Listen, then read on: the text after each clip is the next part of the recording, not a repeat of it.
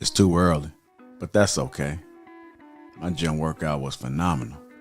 Before I went home, I decided to stop over at my mother's house. I haven't seen my mother in 2 months. I know she's going to be very surprised to see me. I can't wait. What the? I couldn't believe what I was seeing. The first thing I noticed was this person's skin. What is going on? Uncomplicated, untreated skin? Who is this guy? I had to take a step back, but then I realized it was my brother. But look at his skin. Have you guys ever seen anything like that? I had to take a closer look and figure out what was going on. Best believe I crept up on him. Peep this. I'm still looking at his skin, trying to figure out how did we get here. I could do nothing but shake my head. He could definitely use my help. I had to get to the bottom of this. He definitely needed some game about his skin. I'm just staring at it, like looking at it. Come on, bro. I knew what to do. I had to reach in my bag and get that Tej Hanley. Uncomplicated skincare for men. Bro, this is why I'm excited to have Tej Hanley as the sponsor of today's video. They have helped me start and maintain my skincare routine by making the entire process uncomplicated. Honestly, it's the best skincare system for guys like you and me.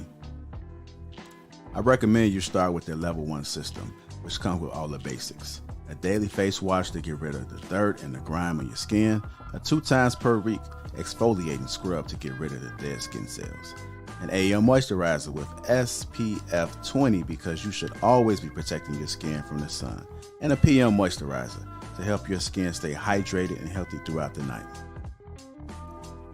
My brother was so excited. My favorite part about Tej Hanley is that every box comes with an instruction card that tells you when to use each product, how much to use, and in what order. They really make the process of achieving and maintaining amazing skin easy. Shout out to Tej Hanley. And because Tej Hanley is sponsoring today's video, they're offering my viewers a great deal. Just click the first link in the description, and not only will you get Tej Hanley for the best possible price, but they'll also give you a free gift with your first box. Click that link and get started today for just $30. Feel the Tej. Let the Tej force be with you.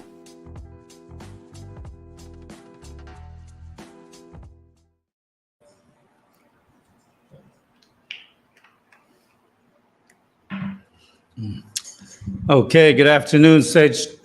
Welcome to Sage Talk, everybody. How you guys doing today? All right. We're going to be in for a pretty good show. Let me know if you're getting any kind of feedback or anything. I'll check the chat to make sure. We good?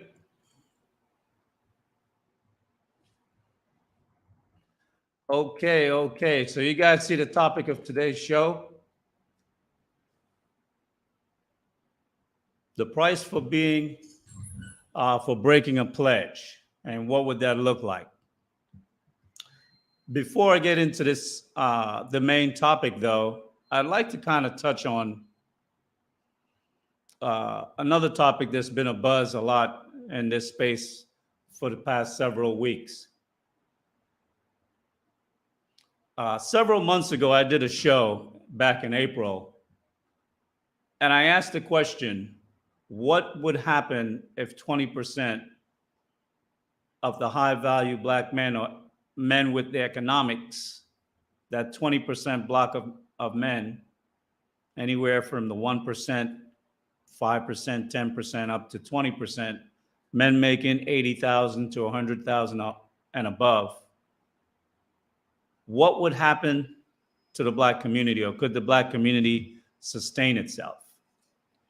And back then in that conversation, back in April, there were very little pushback. Many people thought, they wouldn't be missed. That wouldn't even be a big deal.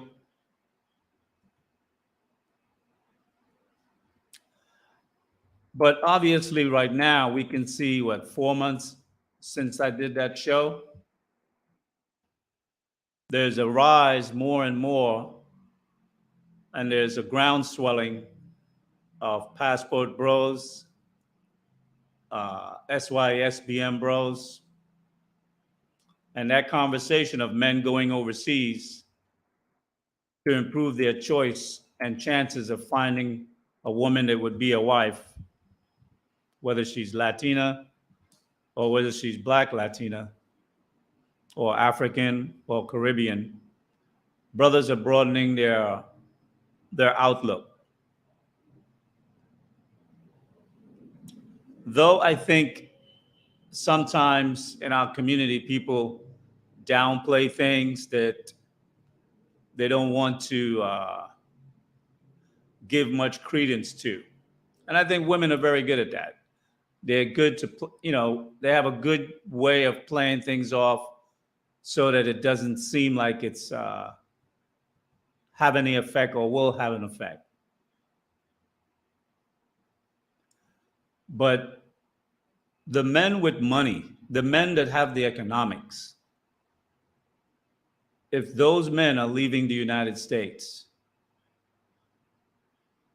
that's going to create a huge chasm in the US economy and in the economy of Black people and Black women and Black families.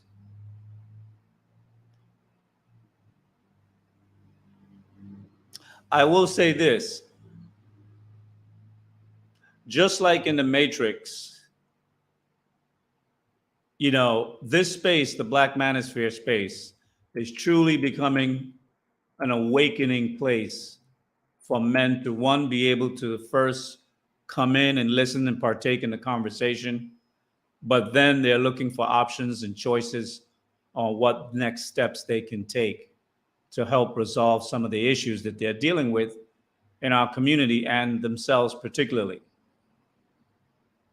The awakening, most people will characterize that as, becoming red pill.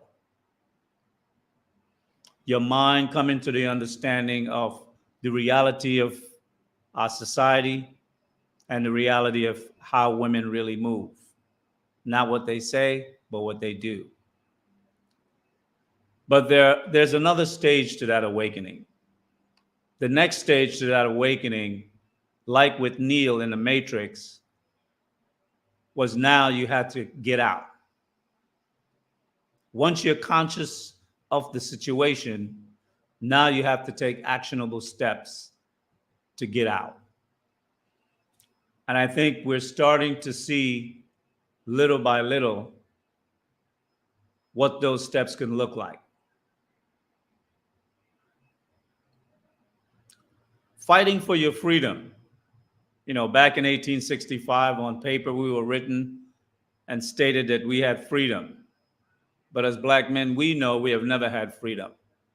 In some type of way, we've always been made to serve. And in some cases, we will even, get into situations where we found ourselves incarcerated. And that's when most men were broken. And they become a lifelong servant to the system and to the community as well. But recently, what I've started to notice also is that sisters who I didn't really anticipate would be the mouthpiece so much, because it's not so much young women that are speaking up on this, some, but not as much. But we see a lot of old heads, older Black women speaking out, telling Black men, you ain't going nowhere. Telling Black men, hey, you're on child support. You ain't going to get no passport. And that's a lie, because you could get a passport as long as you're current. You don't have no arrears, you can get a passport. But then she's always also talking about brothers who have criminal records. Now we know the 52% of Black men who don't have children and are single, unmarried, and are in the middle class or upper class, those men don't have a criminal background. So right off rip, they're not even speaking to the audience, of the men that have the ability to exercise those options. They're still in the Pookie mind frame. But that's understandable because those are the men that they know. Those are the men that they associate with. See, I think one of the blessings that black men who have been rejected or been put in the friend zone by many of the women that they wanted early on in life is that now they have no attachments. There's no real anchor on their legs to keep them bound. The only thing that keeps them bound is their mindset. And the awakening, again, is first setting your mental free. Recently, we also have heard about or have seen some well-respected PUA brothers trying to put fear tactics and insult tactics, mind games, manipulation. More and more, us black men, we're not falling for the mind games anymore. That's a foregone conclusion. You can't embarrass us. And obviously, the simps, the baby mama protectors, they're out in full force at all times. But I think one of the things that black men have to be concerned about, especially the black men who have the wherewithal, the financial capacity, is going to be by the government. And right now, it's not on the government's radar, but probably in the next 3 to 5 years, if things continue like it is, there will be some type of governmental response. And it definitely, I mean, they just launched how many? About 80,000 or so new tax auditors, and they received several billions to do that. They're definitely going to be checking on brothers to make sure that their taxes are clean. So definitely pay your tax, because that's one way Uncle Sam could come at you.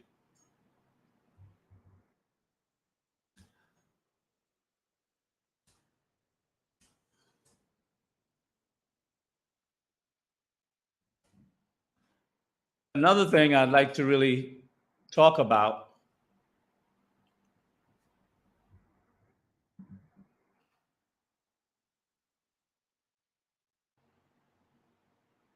the main thing I would say is incorporate yourself, because you create a shield between you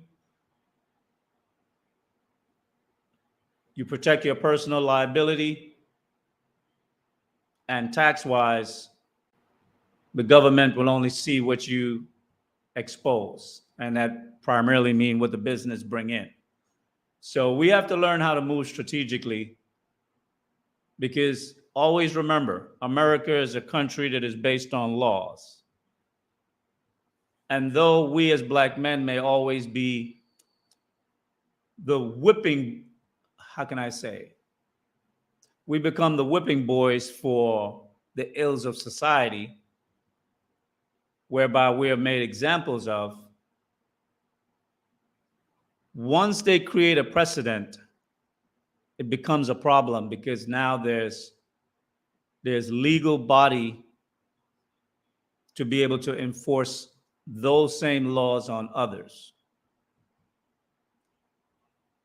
And I think, like with the crack epidemic back in the 80s and 90s, and the devastating effect that had on us and our community, that was the intention of that was to definitely destroy us. But the fallout effect was something far greater. Now we can see that in white communities, fentanyl and other type drugs like that is having a far more devastating effect in their communities than in ours. But I think something that really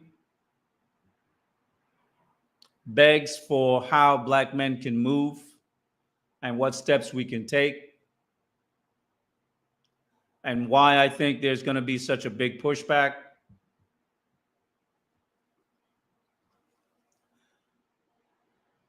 I think, how can I say, surrounds itself with the fact that younger men like Austin, who are coming out and speaking to the fact that coming out of college, going into the business world, working, immediately looking to extricate themselves from the black community, from the fuckery that goes on with a lot of our women.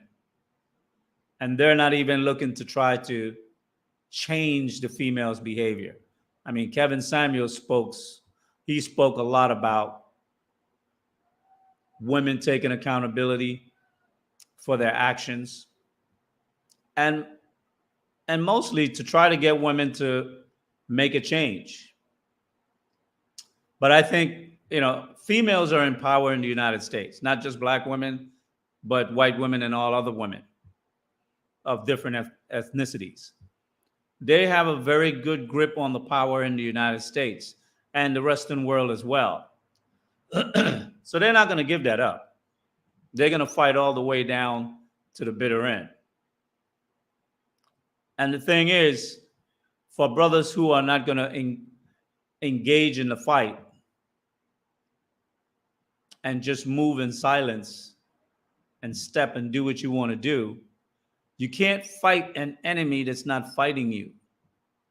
You can't punch the air. And like I've said on time and time again, that as long as black men are talking, there's still a chance. When black men stop talking and just start moving, that's when things become really problematic. Recently, I think this weekend, Al Grease, he's premiering his third movie, Frustrated 3. Definitely, I would suggest you guys check it out. But I think with Austin and Al Grease movie coming out, it's really going to shed a big light in our community, particularly for black men, young men and middle-aged men, right, in their 30s and 40s, 50s, and so on, who may have believed that they lack opportunity and lack options for finding the happiness that they want, not to be lonely or not to be alone. I think we're living right now in a very transformative time, transformative for the black community and for America. One of the things that Kevin used to say a lot, well, right before he died, I think from the end of 2021, he said, winter is coming. Winter is coming. But winter is coming, and it's going to look a lot different, I think, than maybe he even perceived. Maybe he did have an insight, I don't know.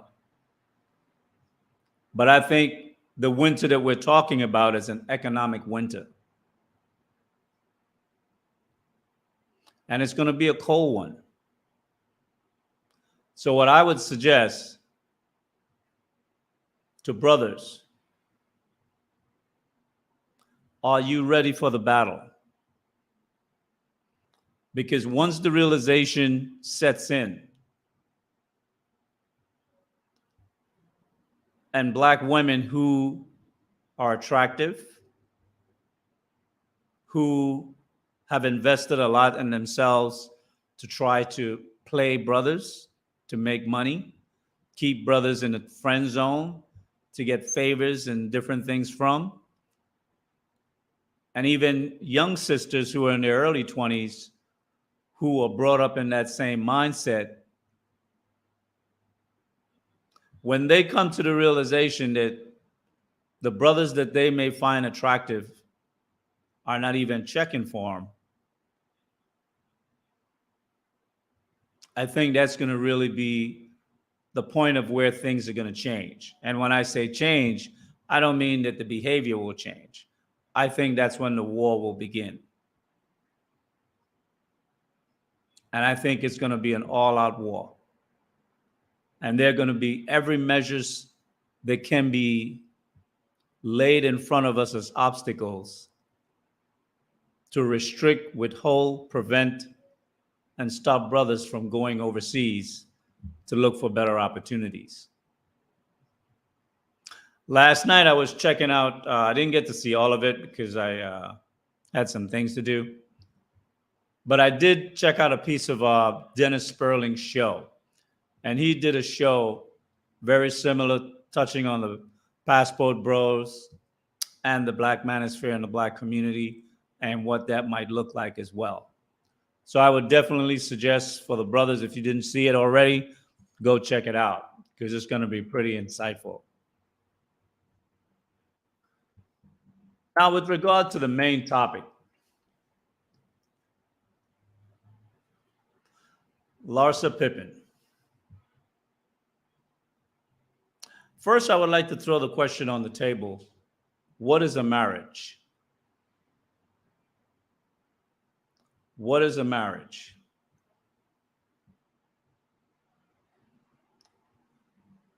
I would give a general definition, and I would say it's a pledge between two people in the eyes of the Most High or God or whoever, whatever is your spiritual hierarchy of being that you worship, if you do so. But I also went to the dictionary to look up a pledge. Because when you get married, two people make a pledge to one another. And that pledge is obviously to the Most High and also one to each other. So I looked it up in the etymologies dictionary online. I like using that whenever I get a chance because it tends to give you the more, it gives you the origin of the word and it gives you the progression of how the word evolved, and you can check out the various meaning.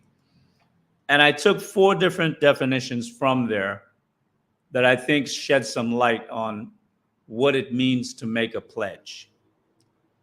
The first one was, it's a solemn promise.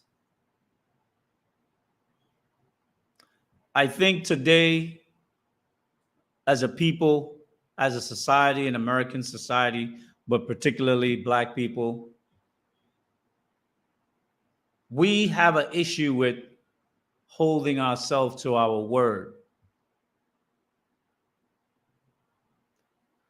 making it mean something, because it seems as though the only thing that means something in our society is money. And money is fleeting. It comes and it goes. It's like the rivers, like the waters, like the wind, like the rain. It comes and it goes. The second definition was a vow. Now, they're very similar. A vow. In the scriptures, the Most High said, when you make a vow, be very careful when you make a vow. He says, because the angels will come to collect. And when they come, there should be no excuses. One of the other definition was one's word given, and this was very insightful. One's word given as a security for promise of an act. That was very explicit. I'll read it again. It says, one's word given as security for the promise of an act. To love, to honor, to cherish.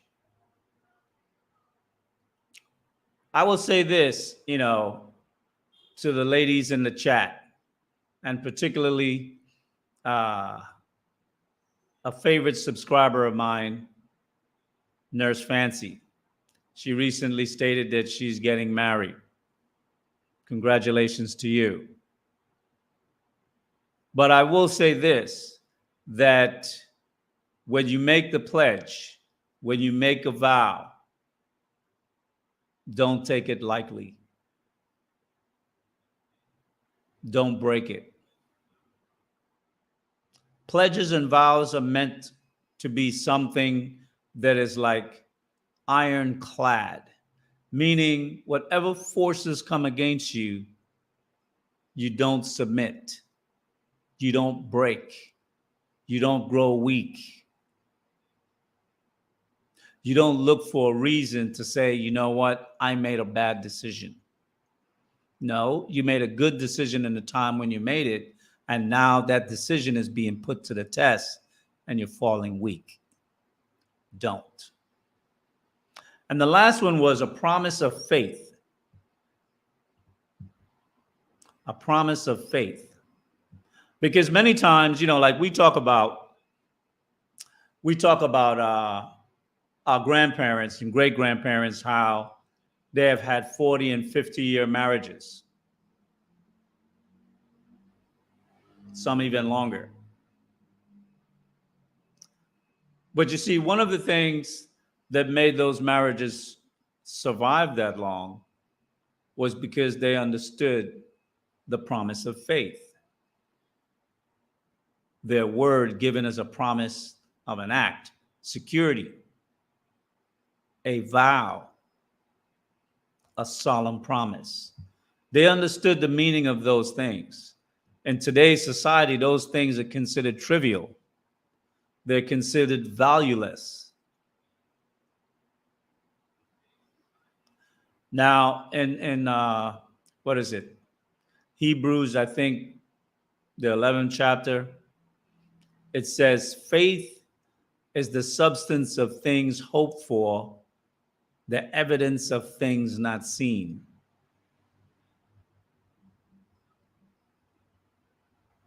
So basing your faith on something that is yet to appear. When you marry your husband, there are many trials that's going to take place in that marriage. There are going to be many hurdles to overcome. But you're only going to see the benefit of that marriage if you stick in it to the end. Now, don't get me wrong. I am not suggesting that anyone, particularly the ladies, stay in a marriage where you're being physically abused. But we do know that, both men and women tend to sometimes verbally abuse one another or say things that sometimes they may regret, especially if you're young. When you're young, you tend to be more temperamental. You tend to react without thinking. And sometimes in a fight, a verbal fight, not a physical fight, you may say something that you want to get a win in. So you're going to say something to hurt. Be careful when you fight with your spouse, because there's some words that you cannot take back. I know that from my personal experience, because when I was young and I got married, I was not that young. I was 29.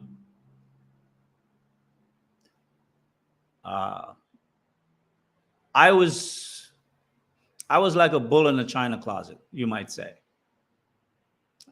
Very strong, very stern. Definitely had a vision for my future and where I wanted to go. But I wasn't a violent man, but I was good with my tongue. And my voice was very strong. Now, my wife was not no pushover, don't get me wrong. She was probably far better at tongue sparring than me. So it wasn't like I just took advantage of a situation. I didn't. But one thing I was always cognizant of is that I don't say words to pierce a person's heart. But women are like that. My wife was like that. She would know the right words to say to be like a dagger and go straight through your heart. So I would say to the ladies, when you get married, if you're in a relationship and you're planning on potentially, or that man have indicated interest that he wants to marry you, if you're under the age of 30, and that would be the ideal age anyway, I would think, for a woman, but check your emotions and check what you say, because what you say can really damage a person that can last them almost a lifetime, if not a lifetime. And I will say that I am not someone who has been damaged or damaged for a lifetime. Uh, I'm very good at disconnecting from things and people at times. But the only damage I did suffer in my marriage was the loss of my kids.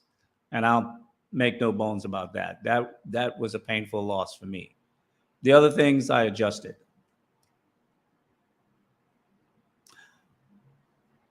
This whole conversation with regard to the pledge, commitment, your word, your vow,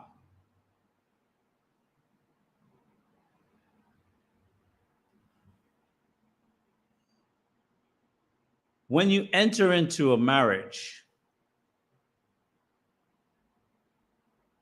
you must look at it as this is a lifelong decision. You don't get a reset, you don't get to jump out. You know, I hear many women from time to time in this space and in general in society, but you hear so many women who are willing to have a child, but marriage, it seems like they take that more serious for whatever reason. I don't, they go hand in hand, but it seems as though the marriage part they take more serious. Or is that they're not willing to subject themselves onto the leadership of a man? That might be part of it. I don't know. But I will say this, for the women who do make that choice to enter into a marriage, that you should not be looking at whenever you're uncomfortable, that you should be talking to yourself and looking for support from others, friends or family, as to how you can leave. And if you are having conversations with members of your family or friends, and they are suggesting that you leave, you should really reconsider that person or those persons who speak that way, whether they're married or single. If they're married and they're speaking that way, that is a red flag that their marriage is having some serious problems, or they regret their decision, or both.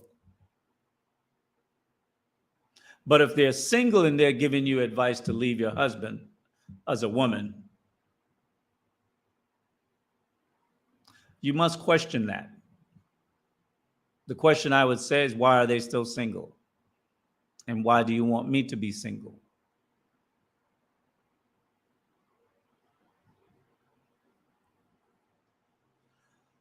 The issue with Larsa and Scottie Pippen, and why I'm using this as a focal point for this conversation, because recently she did come out in the public to make statements to the effect that she had a good marriage. She had a good husband. He took care of her like no other. He loved her. And now she's realizing that she made a bad decision.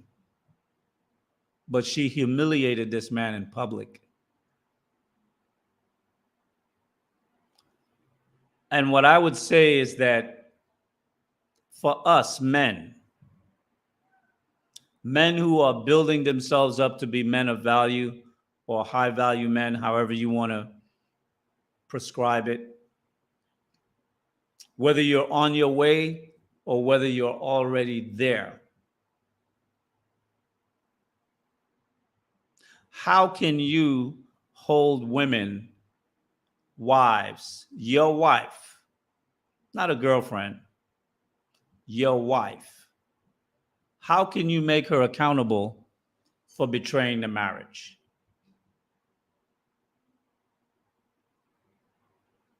And what I mean by this is there a consequence that a woman can suffer in society for leaving her marriage, breaking up her home, just because of some I'm no longer happy idea, whatever that means? Because happiness is seasonal, sadness is seasonal. Nobody is sad every day, or shouldn't be. And nobody would be happy every day. You'd be kind of cuckoo if you're happy every day, right? You either smoking something or you on something. But life is about a journey, a trial. And when you do it together with someone, it takes some of the weight off of the journey. And I think sometimes a lot of us have lost sight of what life itself is all about. We just say, like the horse and the carrot in front of the horse, and he's running that race trying to get that carrot, which he will never get, but he will expend a lot of effort in trying to accomplish that. What I would say, and this is really, it can apply to all men, but I'm not really talking to all men. I'm talking to a certain demographic of men. Men who have options, men who have choice. Men who are putting in that work to gain the financial assets and economy to be able to exercise their choice in the world.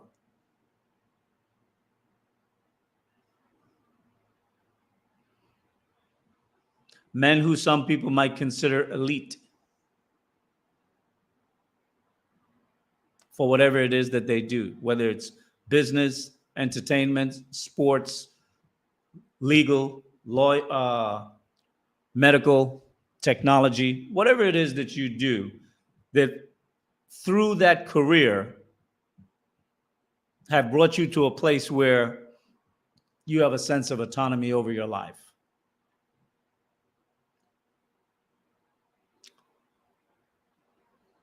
I think if a woman betray you, if your wife betrays you, she should be made to pay a price.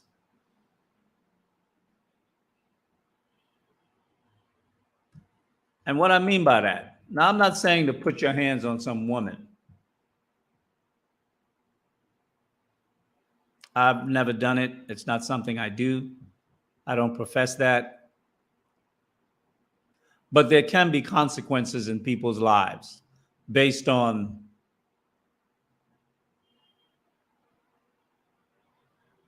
what the transgressions were.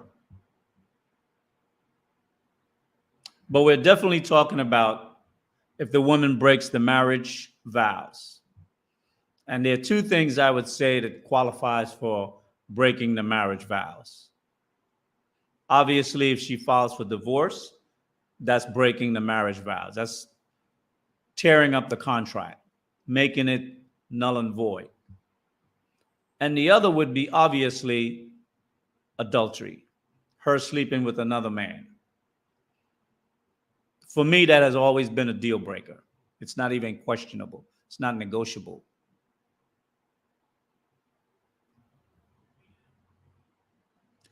And I think that if a woman makes such a step to go out back into the world, either under the cover of darkness to play you and deal with other men, or if she just openly come out and say, I no longer want to be in this marriage and break the marriage, and you've been a good husband, doing your job, living up to your responsibilities, taking care of your family, treating her with respect and taking care of her in all her needs, she must pay a price. And I think Black men, I think we're starting to awaken to realize that we're coming into our own. And that we set the tone. If you look at the world, Whatever we do, we set the tone. And this manosphere space is setting the tone worldwide with men. You know, we talk about leadership a lot, but leadership starts from within. Because a leader must be disciplined. He must be both disciplined in mind and body, in what he does and how he does it. And a certain strength of mind, right? Perseverance. Dealing with difficult situations without quitting.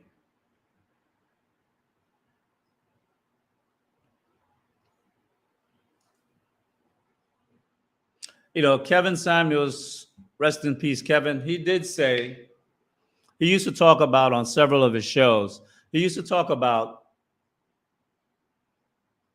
a scarlet letter.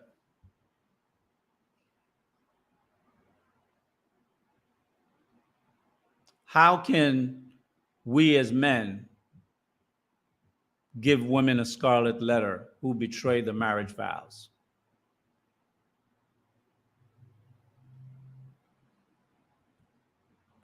You know, in the scriptures, it's called putting away your wife, to not deal with her anymore. No sexual contact, no affectionate contact, no association. Don't ever touch her again. That is one of the most devastating consequences you can do to a woman. You know, like there was an article that came out several weeks ago about men who are lonely. Lonely men don't go crazy. Some may. They become bums and homeless on the street.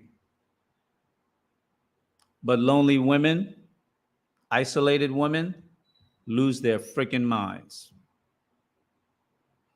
It affects them mentally, their sanity, and more importantly, it affects them in their status within the community of women. And one thing women are very good at, women are good at capitalizing on other women's, how can I say, when other women fall from grace, women know how to take advantage of those situations.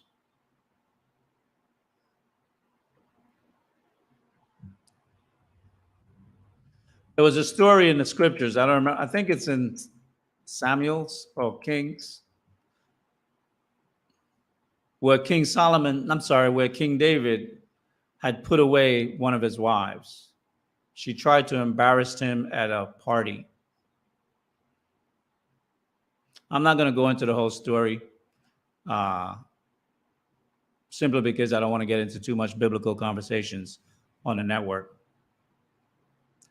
But that's the first place where I noticed where there was a consequence for a woman, a married woman, a wife, who went against her husband to humiliate him in public.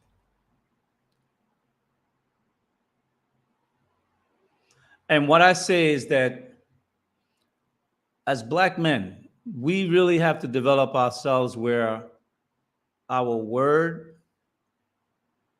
is final. You know, I don't know how many of you are old enough, I should say, not young enough, but old enough to have known the old movie, The 10 Commandments, with Charlton Heston. Yul Brynner played the part of Pharaoh. And he used to say, one of his coined phrase, so shall it be written, so shall it be done. And that had such a finality to it, meaning that cannot be questioned. I think we need to, as men, start to develop those type of characters within us. to make a decree and stick to it. It takes a lot of self-discipline to be able to do that.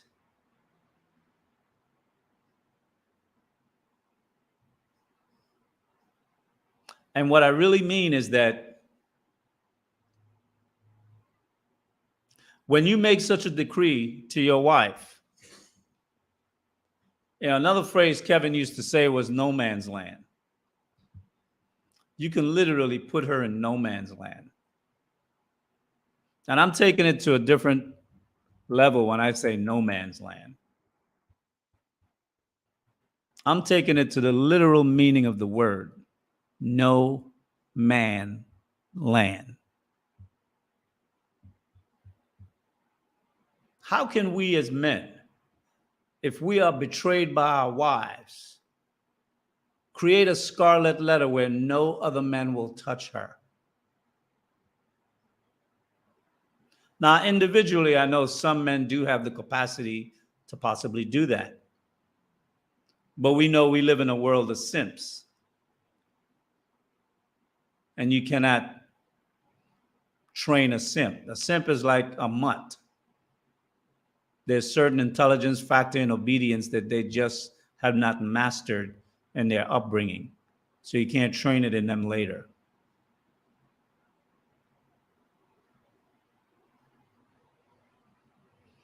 And it's funny because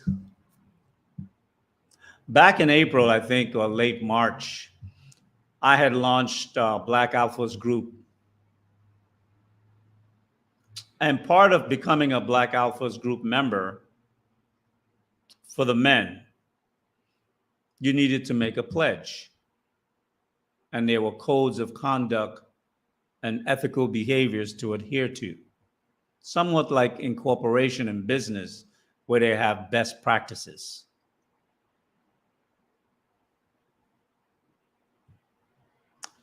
I'm still looking, hopefully maybe by next month, October, I could do a relaunch. I've got some people working on some things for me, and I'm hoping that it can be done by then. And I'll bring some stuff out, and we could get into that conversation as well.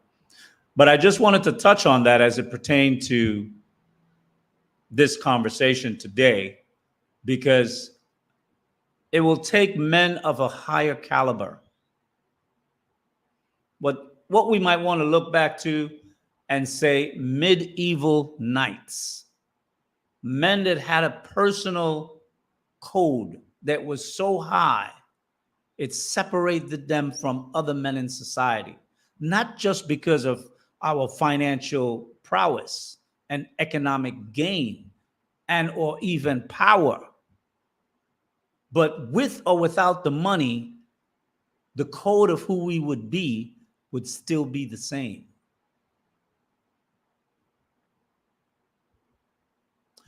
And it's funny because I was thinking about this as I was kind of working on my script during the week, putting some stuff together. And I caught a piece of one master's teacher's stream yesterday.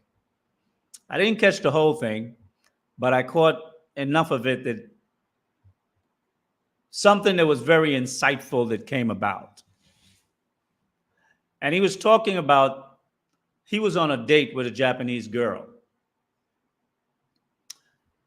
And the girl took a snapshot, a picture of him, and then she started texting. So he asked her, what's up with that? Why'd you take my picture?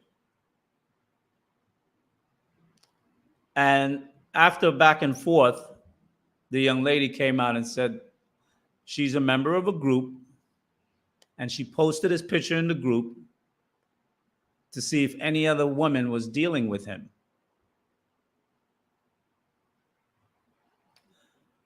And I said, wow, women with integrity. Kind of blew me away. Women with integrity.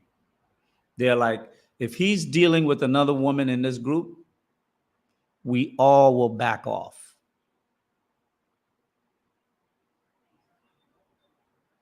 Now, if Japanese women can do that, why can't American high value, high net worth men do that.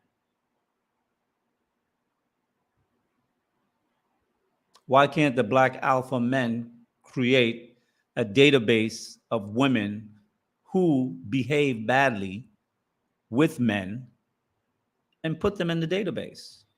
And before a man deal with that woman sexually, he may take her out on a date to get to know her, talk, but then do a background check. Do a background check. See who else in the group have dealt with her and what they have to say about her. And if she was married and she left her husband, no man touch her.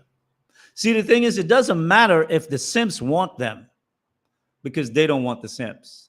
It doesn't matter if the guys in the friend zone want them because they don't want those guys either. What they want is the men of value. And if we set our standard as men and keep to our standard as men and only deal with the highest choice of women, it's like when you order meat, right? If you go to a steak restaurant and you order prime rib, the very name says it's one of the best parts of the cow, very soft, meaty, juicy, tasteful, just the best of the best to eat. Why can't we be as selective with our women that we choose to breed with, to have our children, to be our wives, or wife, singular?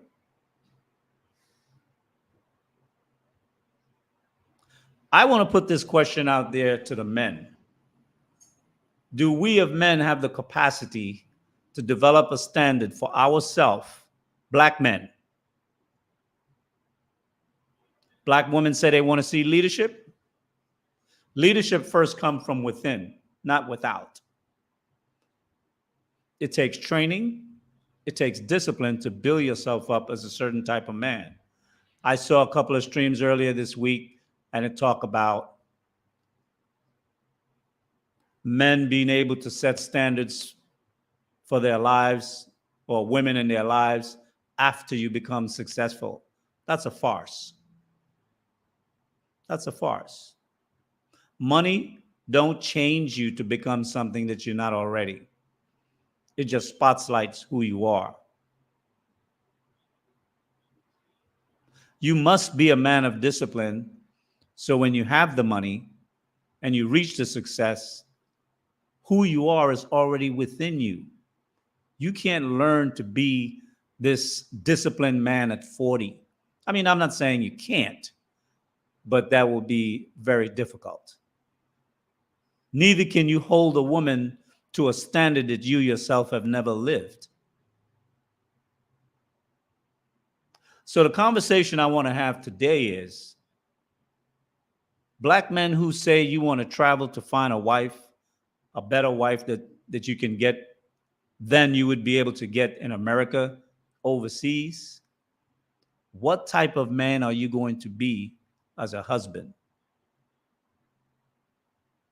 Are you going to be a man that have high integrity? Are you going to be a man that's uncompromising? Are you going to be a man that be able to exude and express good leadership, not only for yourself, but for your children and your wife?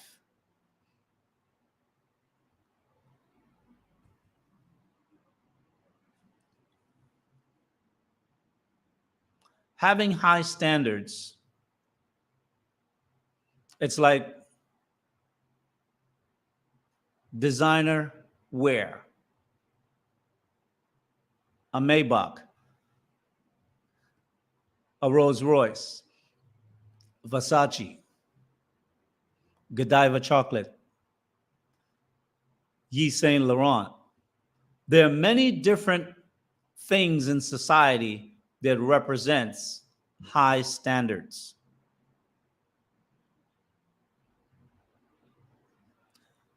Can you make a man of high standards today? A black man. Not just put clothing and outerwear that represent high standards, but you're shallow on the inside, can you become a man of high standards? Do you have the integrity to honor a man's code and not deal with any other woman that's been put away because of her betrayal to her husband, no matter how fine she looked? Don't touch her. Let her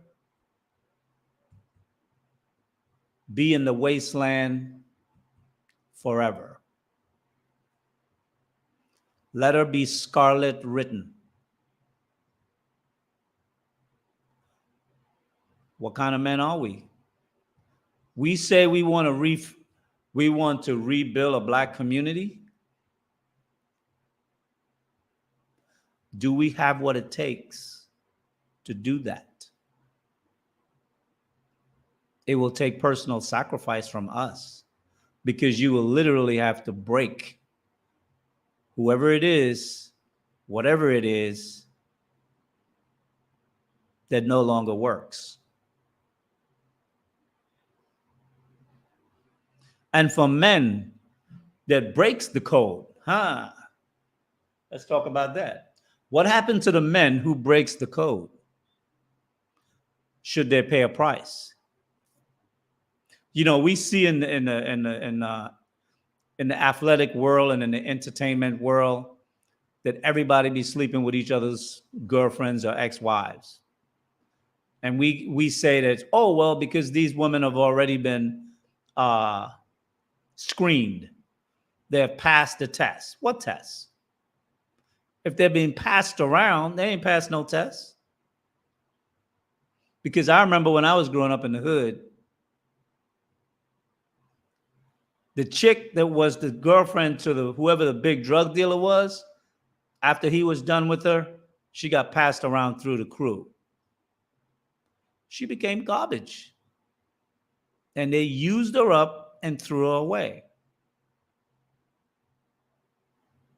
So are we going to separate ourselves from men who practice that in society? Because that's something I think that's imitated from the drug world, both in entertainment and rap and in the movie industry and also in athletics and sports. They just pass these women around one by one, showing no integrity, offending their brothers, their teammates, sometimes even friends maybe. Like Steph Curry's dad and the white man friend that they went to the same school. They're switching up wives, damaging families, damaging grandkids. That's a mental fuck on children. Because the one thing children always want to see is their parents together. They never stop trying to do that, to fix it. And when adults behave that way, reckless, if we were to be able to establish such a code of knights, men of high stature, not only economic, but of high integrity within, how would you make one of your brothers who have fallen and broke the code, how would he be held to pay consequence for misbehavior? You know, one of the things that Kevin used to talk about when he talks about the high value men was actually, he used to talk about, are you useful to the group?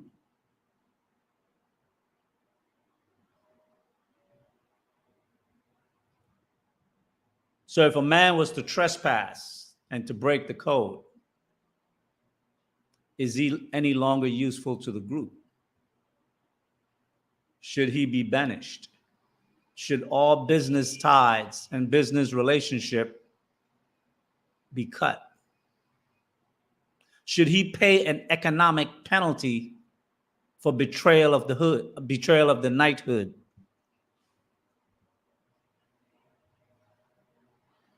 See, if we're going to set standards for women, we got to set standards for men, and it's got to start with us. It's a good thing to want to hold women to a higher way of life because we see how low women can go. And I don't think we've hit bottom yet. The key is only men of value, men of stature, men who have options to make choices in life that most other men can't. They just have to be satisfied with what's given them. Only those men can actually make a choice. We can change ourselves. And once we change ourselves and our behavior, everything around us changes automatically. You don't have to change nobody. People will adapt to you because you're the power broker. You're the one that make things happen or not. So let's have this conversation. I'd like to see some brothers come on up. Let's talk about it. I know it's a challenging conversation because most men do not like to be held to any real standard. But we're talking about holding women to a standard, but the standard must start with us. We must set the standard first. Hey, John the Baptist. Good afternoon, sir. Welcome to Sage Talk. How you doing, brother? Doing great, Mr. Lee. How you doing this evening? Doing well, doing well. Talk to me. Yeah, I listened to the program and I'm enjoying the content. I think you're right. We have to hold women to a standard. But how can you hold a woman to a standard if yourself is not held to a standard? So one of the things that I've learned is that young men or men in general have to do a couple of things. And that is they have to choose is the world and society, is it a matriarchy or a patriarchy? And they have run that back again. Say that again slowly. Who have to choose? The young man have to choose? Young men and men in general have to choose. Okay. And it's sad to say this, but in this day and time, the question has to be made. They have to decide, is the world a patriarchy or matriarchy? Because at one time in history, that was not a question. True. But in today's society, it is in question now. And so men themselves need to make up in their mind, what do they believe in? And I think the second part of it is, are you masculine or are you feminine? At one point in time, it was understood what a man was. It was known. But in today's time, everything is in question. So therefore, I'm sorry, go ahead. No, I said absolutely. Continue. And so in today's time, what I'm starting to notice now, things that were once understood are now questioned. So if these things are questioned, if you're not sure if you're a patriarchy or masculine, then how can you hold someone to a standard? Men are men and women are women. It's no question in God which one is which. It's no question in society. Well, no question in the world. Good point. Even the definition of men and women are now being redefined and renegotiated more and more. We saw an appointee to the Supreme Court, a female, who refused to answer what is the definition of a woman. Obviously, it's because there's a potential new definition that they want to bring out. So she didn't want to go on record stating what she may have to then retract at some later point. So you're absolutely right. That's a very good point that you touched on.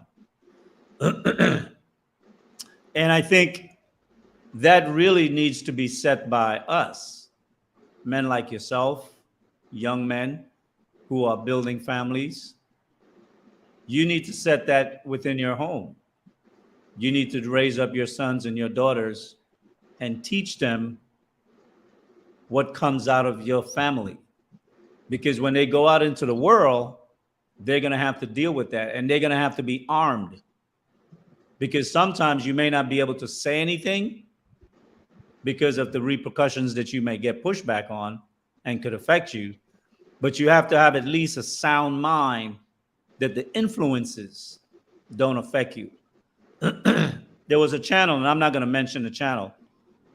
I was watching it yesterday in the afternoon, and they were talking about a lot of different things in terms of blacks in America coming together with blacks in Africa to do business. And a lot of it was sounding very optimistic and possible as well.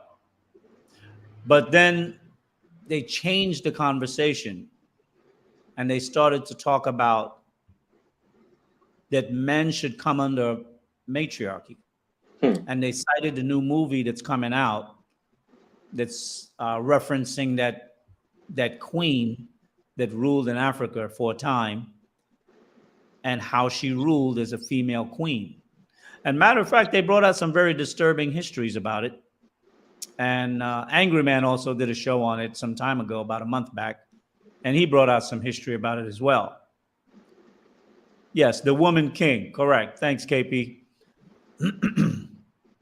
And the thing is that these are grown men talking about future business for the community internationally between us here in America and those in Africa, but that we should consider coming under a matriarchy and a female leadership. One of the things that I've been very good at, and I find it, if you don't want to be influenced by the things in society, you should not keep it in your circle, in your sphere, right? It's like back in the 90s when they were pushing a lot of these television shows where the men were weak and the female was strong. The man was an idiot, a bumbling idiot, and the woman had all the answers. We see how that has progressed now, even into the movies. Yep. And the thing is that me personally, I tuned those stuff out. I haven't really watched television for over a decade. And when I do, it's usually the news or a movie specifically that I want to see. But a lot of those sitcoms that were designed to penetrate our mind and soften us up to get accustomed to what they wanted to roll out as a plan, I chose deliberately not to participate. To your point. And what I did, and just let me make my final point. What I did yesterday after they spoke about that segment, I went, to the three dots and I hit the button and I select, don't ever show me this shit again. See, we have to also block negative information that is being brought towards us. It's not just a matter of, like you said, teach masculinity and teach patriarchy. You also have to have a defense to not even let it in for those who are trying to promote those ideas. Go ahead. I'm sorry. No. I was actually listening to you, and I didn't mean to cut you off, but I think you're right. As you brought the shows about the 90s, it was a target against men. It was a target against the patriarchy. It was showing that, as you said, that men are fools and women are powerful and intelligent. It was tearing down men in order to build up women, and we have to be careful, like you said, what we take in, because if you allow the stuff to come in, as we see now in 2020, this was like in the 90s, even before the 90s, if you want to be serious about it. But now in 2022, what we see women now making choices. As you spoke out about Scottie Pippen's wife, I think it was, that divorced him and sleeping with another man. Well, what standard do you have now in place when she does something to that ill?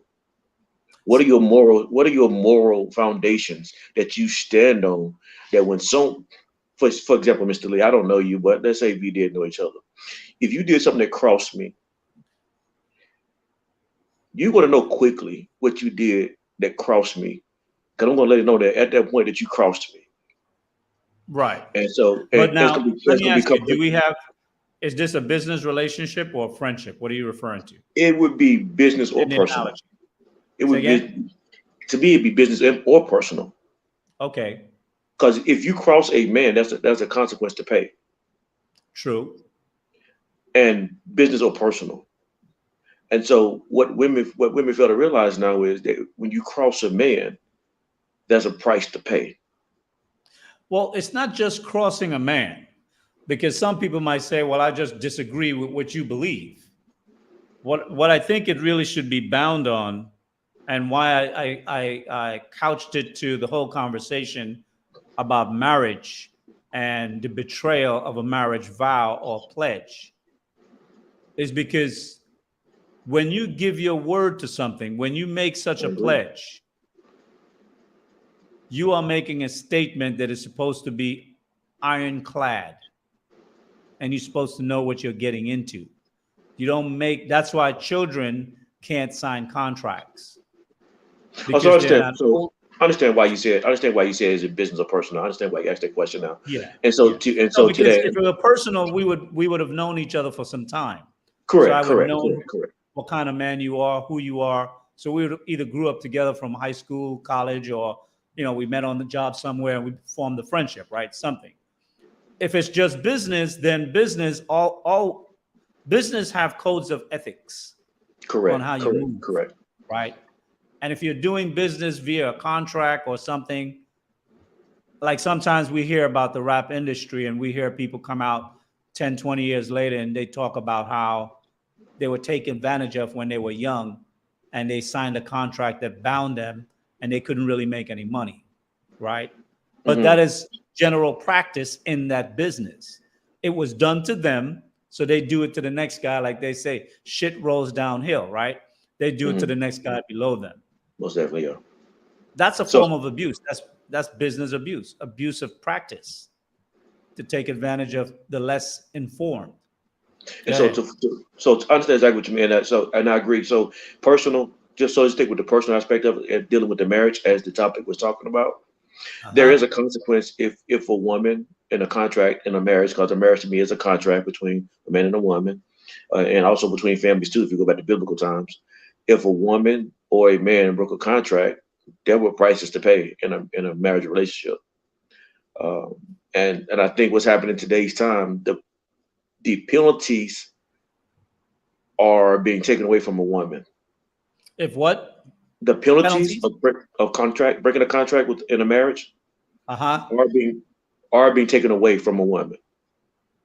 Which meaning what I'm saying is, if a woman breaks the marriage contract in today's Right. society, they're Right. protecting her from the penalties. Right. I understand that. Okay. But you see, the thing is, and Mr. Palmer has a saying. He says, "Make your veins cold." Hmm. Right. And what he's saying is that you need to take power where you can take power. Hmm. Now, with regard to the settlement of assets, the distributions of funds and other things that you may have built in this marriage, yes, you have to go to the courts to settle those things. Custody and visitation and different things with your children, if children are involved, you have to work those things out. But what I'm proposing is something that goes beyond the courtroom, where the government has no hand. What I'm talking about is black men of substance who are successful. Let's say, for example, Dr. Dre got a divorce from his wife, and it really didn't seem like he did anything as a man to cause her to leave. She just made up her mind, I'm out. There should be a consequence to her. No other man of value should touch her. She should be in a wasteland. I The agree. only man she should ever be able to get is a simp, ever. We can do that. We don't need the government to do And I, that. and I agree. We don't need the government. What I was speaking to the current society in which we're in. But I totally agree with you. We don't need the government to reinforce what we believe. I was speaking to the ills of society and how Right. the government protects women in certain situations to where they feel like they can't be put away. But I totally agree with you. We don't need the government. We don't need the courts to back what our principles.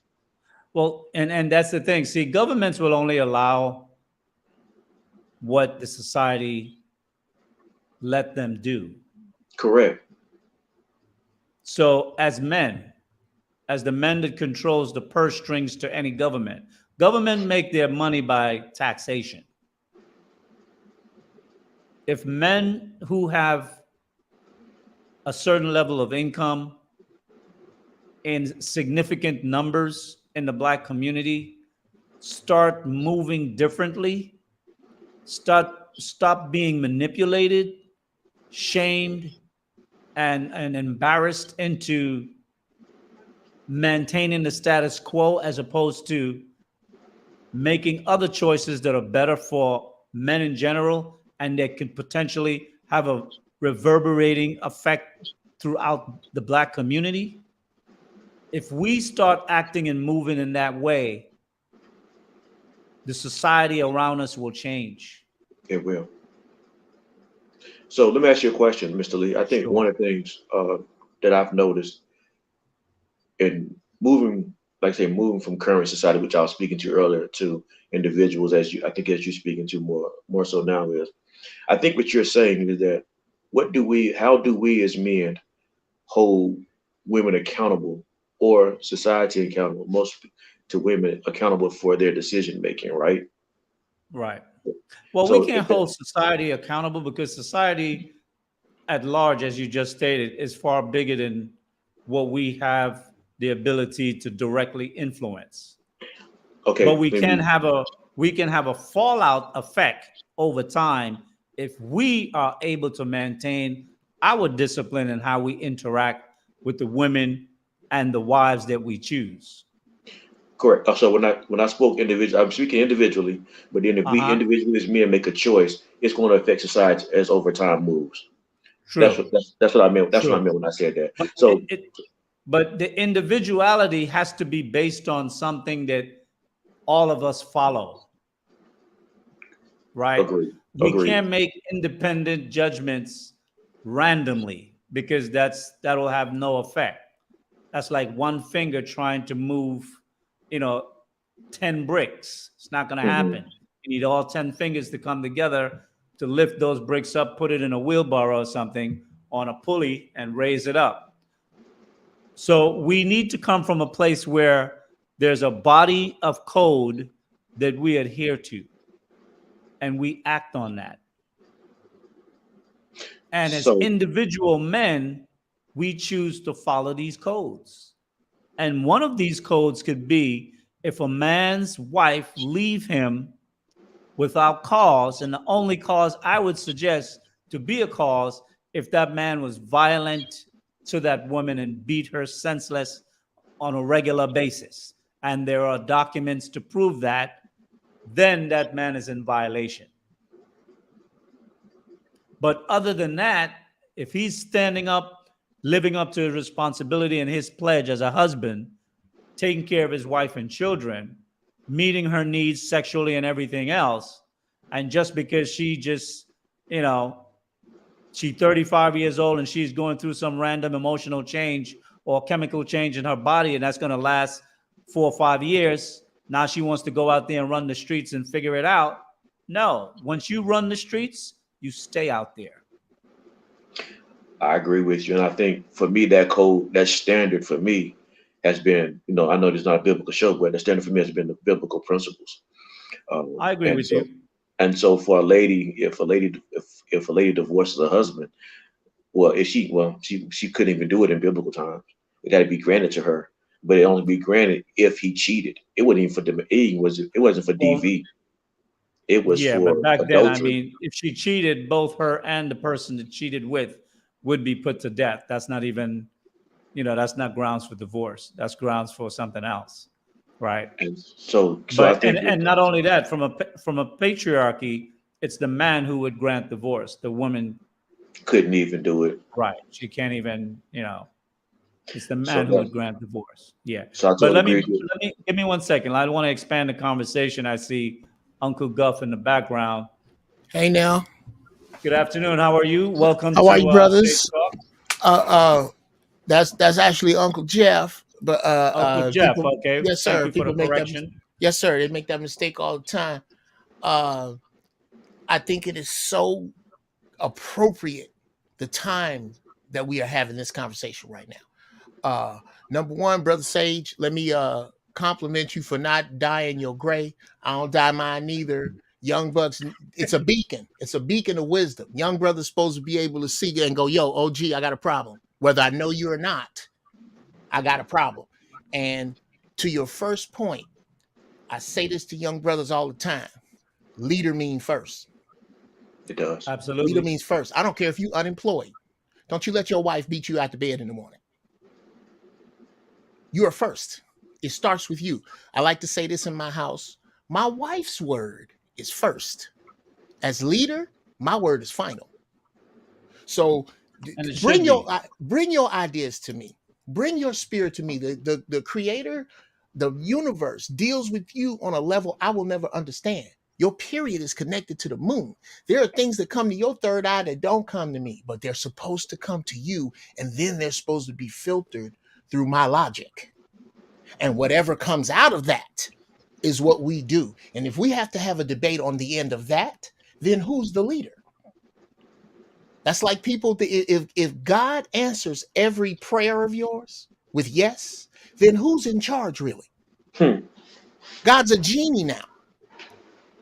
And I think we've allowed society, or especially black women, this is a common talking point, kind of made common by brother Kevin Samuels, rest in peace, that feminism did what Jim Crow slavery could not in separating the black family. And I think it is this social chasing of what black women think white women want.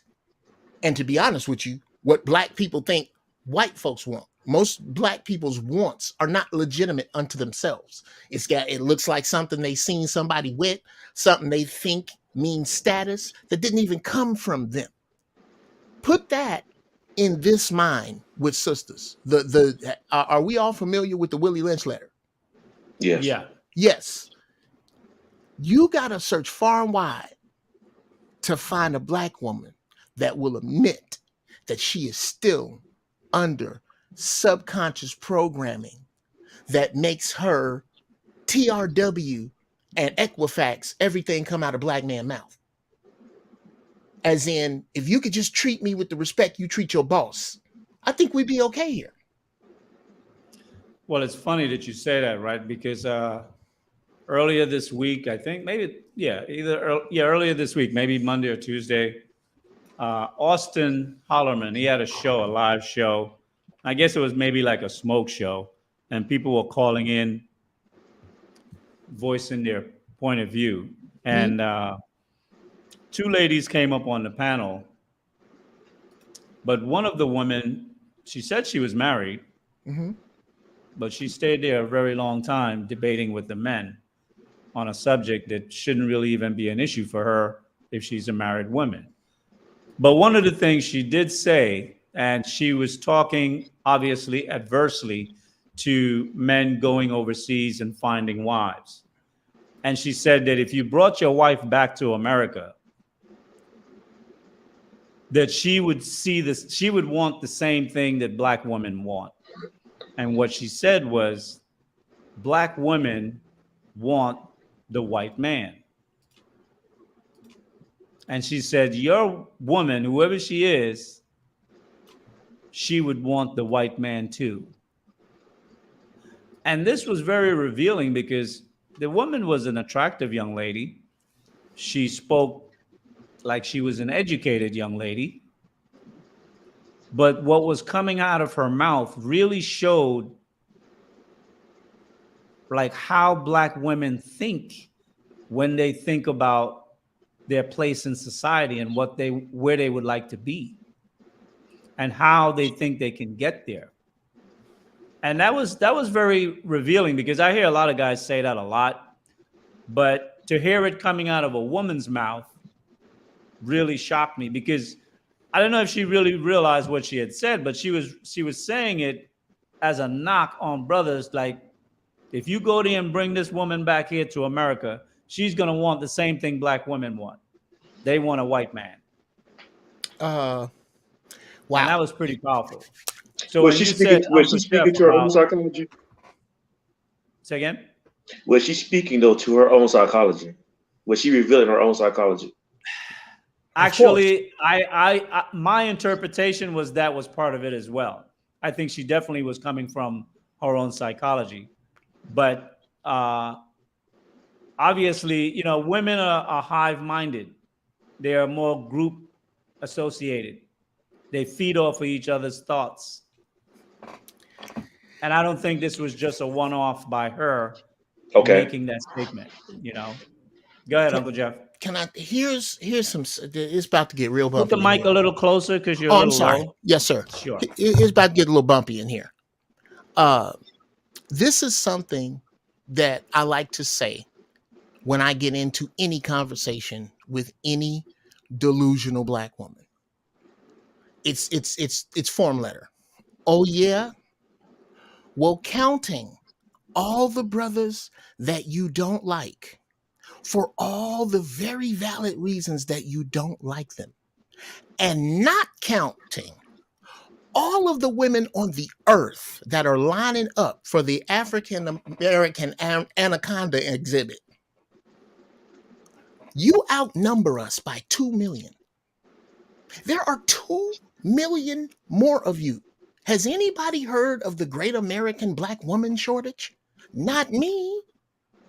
So this bitter tit for tat argumentative brothers ain't about nothing playbook you're trying to run, that's your auntie's plays, and you're trying to use those plays in a game that you're competing with against your nieces. You ain't even supposed. Well, I think that playbook has been proven now, and I think more and more so in this space, to be of no value. None. Because black men, as men, we're coming into our own. Like I said, the Matrix, the red pill, initially is just the awakening that, hey, wait a minute, where am I? And once you come to that realization of where you are, the next stage is, I got to get my freedom. And we know in the movie, The Matrix, they were fighting for their freedom. And their home base was called Zion, right? And they were fighting these robotic beings to break out of the Matrix. And what I'm saying is that as black men, once we start traveling and getting outside of the United States and we see what the world is on the outside, coming back changes your whole situation. The woman play a part in that, because female might be the reason some men get their passports to travel overseas, but it's not going to be the reason why they make the changes when they get back. Mr. Lee. Oh no, go ahead, Jeff. Go ahead, Jeff. And having done that, brother, I'm a Marine and I'm an entertainer. I've been around the world twice. This concept, there are two fallacy concepts. Number one, that these women where you go are just prostitutes and male transvest, all of this nasty venom that most sisters spit because they haven't been there. Let me tell you the advantage Brazilian women have over American black women. Not only are they truly black, because more of them were dropped off in South America than ever made it here. The boats couldn't make it here. That's why there are more black people from Africa in Brazil than here. But you know what they have over sisters here? They're nice. That's it. They're nice. They're not overtly sexual. They ain't trying to sell you none. It's just that they have been in an atmosphere where there are so many beautiful sisters. In Brazil, they must just set the sevens and below adrift because you don't see nothing but gorgeous sisters, lawyers, accountants, doctors darker than us, women Sade's color, all colors of the rainbow, who are courteous and considerate. And that's all we are asking from our women. But they don't want to look at the fact that they have been programmed for 4 centuries to distrust us. And we have been programmed that they are disposable. We have got to get rid of that. And this concept that if the man bring the sister back, what make you think a brother got to come back here? Well, and that's the thing. I think more and more, those are fear tactics, right? Those are tactics to prevent you from leaving. Because if you never leave, you never know what's on the other side of the wall. And I think the fact that you have younger and younger men, before you were seeing older guys like myself in their 50s and late 40s and maybe even 60s who have made the jump and have gone. But now you're starting to hear the conversation where there are young men in their 20s who are looking for careers where they could become more mobile, where they can have the freedom and the economics to travel early. Sure. And then to make that jump before they're 30. And I think that's going to have a catastrophic effect in the economics of the Black community. It just will. The thing is that so many of the women in our community have been choosing men of lower degree to breed with. It's really not going to have an effect on the man with the economics to leave, because he doesn't even have no children behind to leave. No. He's been relegated. He's been relegated to the side, for quite some time. So I think those men are not really going to be affected. And the young men, they're not even looking to make the choice. They're like, look, I'm not even looking to date you. Yeah. Well, what I've learned in 48 years of living, though, is that, I'm using YouTube lingo to say this. A lot of women choose Pookie and Ray Rays to baby up with from middle school and high school. But then what they found out is that Pookie and Ray Rays have no standards, no structure that they can depend on throughout life. And so what happens is as they go through the Pookie and Ray Rage and the 304 phase using YouTube lingo, so when they get to their 35, when they get 35 and 40, now they start looking for structure. But they don't know they want structure. But they no, you see, you know what? I'm not going to give you that, John the Baptist. Okay, go ahead. I'll listen. I'm not going to give you that, because they know these dudes were bad dudes from the time they got with them. I agree. They were worthless. They know the guy don't have a job. He's selling drugs. He's slinging. He's already got 2 other women pregnant with babies of his own. So you coming in the third baby mama, stop it. They know. No, what I'm saying is I'm painting a picture of like this is how they think. I'm not saying I agree with it. I'm saying this is how they think. And so what I'm saying is I think that's and why I'm disagreeing, because okay. I don't want to put that out there. It's not how they think, it's what they say. It's not how they think. It's what they say. Because I used to watch them come up on Kevin's show, rest in peace, Kev, is that they would say I was young. And some of them could be 21 and they could be 29. What? You're not young. You're a grown-ass woman. The guy wasn't worth shit. There was a young lady that came on Sage Talk several weeks ago, and she said, and she was angry at Black men. But she said out of her own mouth, she got with a guy who was broke, didn't have a job, didn't have no plans for the future, but because she was attracted to him, she thought she could change him. Correct. Okay, so after having kids with him, and he turned out to be a nothing, now she has all these pent up anger emotions toward other Black men that had nothing to do with that. Okay, and I agree, and I think that I totally agree. Because I don't know, maybe I said it wrong, but I totally agree with that. So I'm thinking, in my mind though, that these women the whole time need a structure and to operate within the structure. And when you say structure, define that a little bit more so I get a clearer understanding of what you're trying to say. For example, in my home, I'm the male, I'm the provider. I provide, I protect, I set the standard. There's a framework that if you stay within my protection, you stay within things that I teach, then you'll benefit from my good decision making, my protection, my finances, my wealth. You won't get pregnant. My son won't have a daughter outside of wedlock. You won't get with the wrong woman. So when you stay within my structure of things that I create, the framework that I create, you operate upon the standard that I teach from the biblical stance of my faith in God and what God has taught me. Then you get the benefit that God gave me that now comes down to you.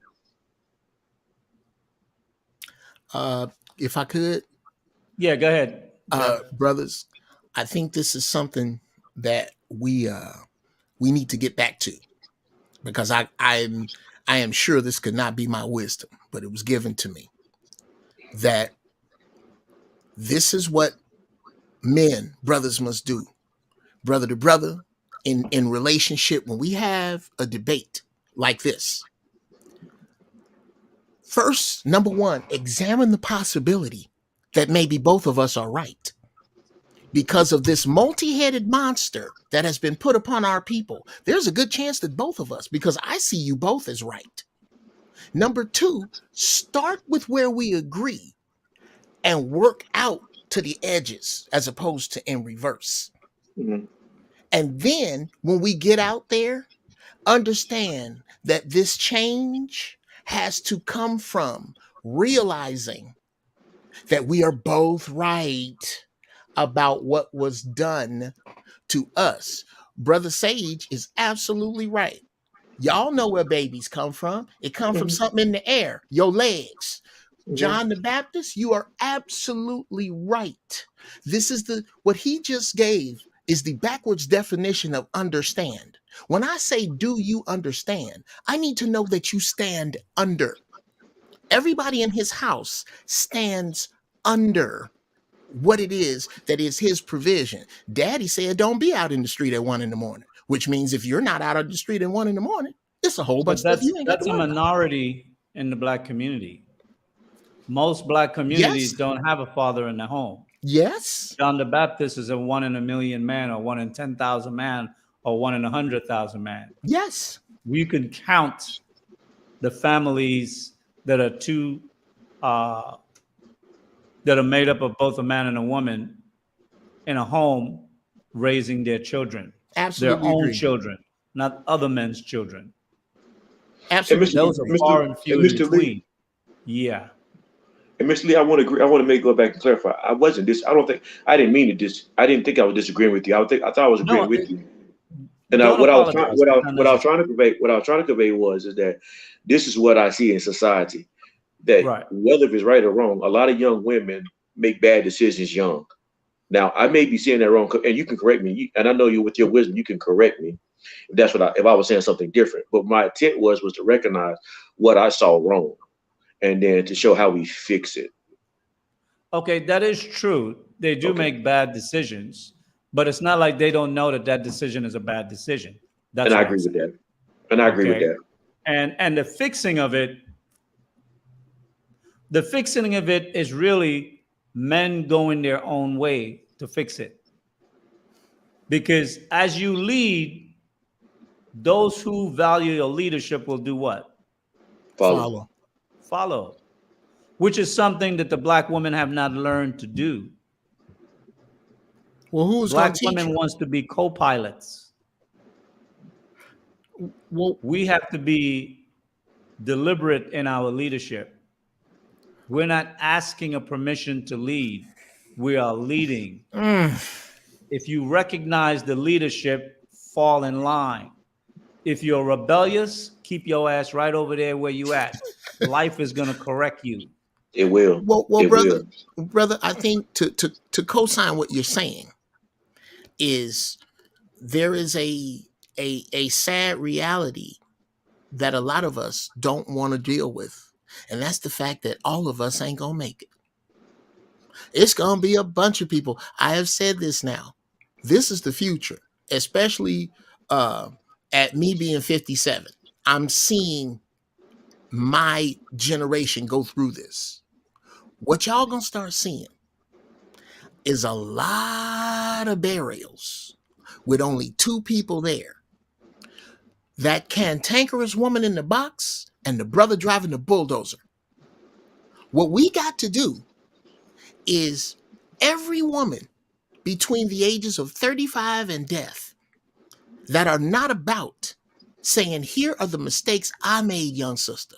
Here's what you don't want to do. If I can't tell you what to do, I can tell you what not to do. If all of them that don't do that, we have to write off. We have to dismiss a generation of black women who can agree that we need a big Or mama, two. but don't, or yes, or agree that we need a big mama, but don't none of them want her job. Ask a black woman over No, 40. we don't need a big mama. No more big mamas. We I need disagree big with that, papas. brother. I absolutely disagree with that. You know what? Let me interject for a second, John the Baptist. Why I said we need big papas is because it's the papa that set grandma correct. We need a whole generation of OG big papas that can set these older women correct. Because like it says in the scriptures, it's the older women that's going to teach the younger women how to be wives. Exactly. So Correct. what's this? This is Right. exactly what just happened here, But the brother. leadership of women come from the fellowship of men. How are we disagreeing? This is again. Okay, cool. How are Okay. we disagreeing? We're You're not saying the same disagreeing. thing. We are doing exactly. Again, this is about our programming. Let's start where we agree. Nothing I ever said we didn't need men. We didn't need big papas. I wasn't talking about that. No, What I didn't insinuate that. I could have swore I heard you say no. We don't need big mamas. We need big papas. Is that a? So Uncle Jeff, to your point, though, Uncle Jeff, you are correct. I hear what you're saying, and it's kind of what you did a few minutes ago. Y'all both are saying the same thing, and I think you're Exactly. correct. Because and what Uncle Lee and what Mr. Lee was saying was Mr. Lee was saying from a different perspective. What you were saying, we both need the papas and we need the big mamas, but the big mamas fail with the big papas. And you're both correct again. I most definitely think you're saying the same thing. Sure. The woman is the first teacher of the child. What I'm saying is these old. 1 second. And Yes, see, sir. this is something that is misspoken a lot. The women get their teachings from the husband, the man. And then through that teaching, they teach the child what the man wants her to teach the child. See, we're under the misgivings that these women are just raising up, teaching children. No, they must learn under men. But if you omit that, and I'm not accusing you of that, I'm saying if you omit I was trying to cross the street, cars part, keep coming. I'm trying to get it out. That part, young men who may not have the understanding, because I hear that says a lot in this space. The women are the first teachers, and sometimes people say, well, all these men are being raised by women. Women have always raised boys and men into manhood, but they had the instructions from their fathers and their grandfathers. Brother. What about which what I is something said? that is lacking today. Could you please explain Yes. what I said that's contradictory to that? Well, I think you said the correction. The thing what he made say what he said was because you said first teachers, and but although the point I know you was making, it's still the same. Well, no, actually, in the illustration, you should be the second teacher. They're the second teacher. No, sir. Could I please finish my point? Okay, go ahead. If the mother is there while the father is providing, if the father the father provides far more than just resource. He provides wisdom. He is the priest of his home. He is the counselor of his home. He is the policeman of his home. The following does not invalidate that. That the human being that breastfeeds this child teaches this child its first relationship with a woman, be a woman or a man. A man cannot teach that. That woman is supposed to be teaching that under the guidance of the man. I do not disagree with that. But that should be said first and not last. Okay. Well, now that I apologize for not saying it first. Not a problem. Let's not get stuck there. And the reason why I am trying to make sure that we speak in a certain order is because I have seen and I've listened to so much in this space about husbands who have been negligent of their responsibility as men in their home. I've seen woman after woman after woman come up on Kevin Samuel's show that stated that they came from intact families, mothers and fathers, but their fathers stood silent and did nothing and said nothing, and only the woman's voice was heard in the home. And this is a problem because some men have accept or acquiesced to the term happy life, happy wife, and they just sit back and become a shadow or a stump on a log and don't rule within their family. You can rule in quiet, you can rule quietly. You don't have to be boisterous. And I think sometimes if we omit to make that statement, what happens is that because we say so often it's the female is the first teacher, people get confused about that. And if you're a young man, you're older brother, so you know better, you would know more. But a young man that's 18, 25 years old, maybe even 30 years old, and he come from a single family home, he is broken, but now we're saying that the woman is the first teacher. And then at the end of your conversation, you said, but she's taught by the woman. I never got to the end. I never got to the end. He may not sit around to hear the whole conversation. I never got to the end, brother. Now, with regard to him, dear brother, that was raised only by your mother, who blamed everything on your absent father, who made no opportunity to just even take you up to the barbershop and let you sweep hair so you could be around men. Your mother was your first teacher. Unfortunately, she taught you wrong. And we have to clean that up. And it is harder to fix a broken man than it is to raise a straight one. And yes, your mother was your first teacher. She just screwed it up. And what has happened is so many Black single mothers lean upon the station of single mother, and they shitty at it. That's why we don't want to talk about them. That's why it's so taboo to discuss them. Well, that is no longer true. Today is the reckoning of the shitty single mother and what she has done. The Black woman is the last person to take the stand for her part in where we are, in her part in raising the dude she don't want to date, in her part in keeping that man that wants to be with that child from him, her part in emasculating a man in her house with her mouth. It is now that time, and no matter how much dodging they do, as a matter of fact, make note of the ones who dodge and put them in the over there pile. Well, I would say this, right? And I'm going to see if I can get JR to put that up on the show in the future. But, part of my motto that I say very often is that I'm not trying to change you, particularly to the women. Sure. And the reason why I say that is because if you want to be wicked and you don't want to come under the rulership and the covering of no man, stay your ass right out there. My man. And like you said, fixing something that's broken is far more difficult than trying to build anew. And I think a lot of brothers are starting to realize that, you know what? Much of the Black community is significantly broken in so many ways. Yes.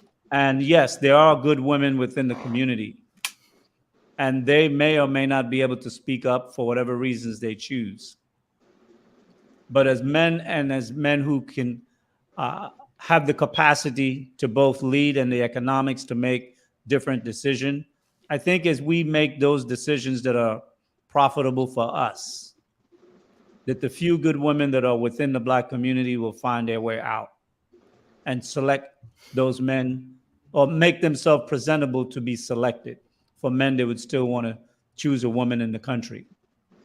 But let me just touch on this message here by Dr. Howe. It says, Mr. Lee, you must get a female opinion,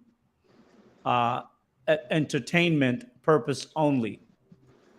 I value the statement, but one of the things I'm really trying to do in this space for females that patronize Sage Talk, I value your participation, your memberships, your contributions, and the chat conversations that you guys deliver to the chat. But I really want Sage Talk to be a space where Black men could come and put their heads together to really solve some of the big problems that we are dealing with. And in subsequent time where if you didn't catch the show live, younger Black men could go back and review it and really get some insightful communication that can help them make good decisions. Because like Jeff said, there are many young men that are coming out of broken families. But you know what? I've found that it's easier to fix a broken man than to change a woman's mind.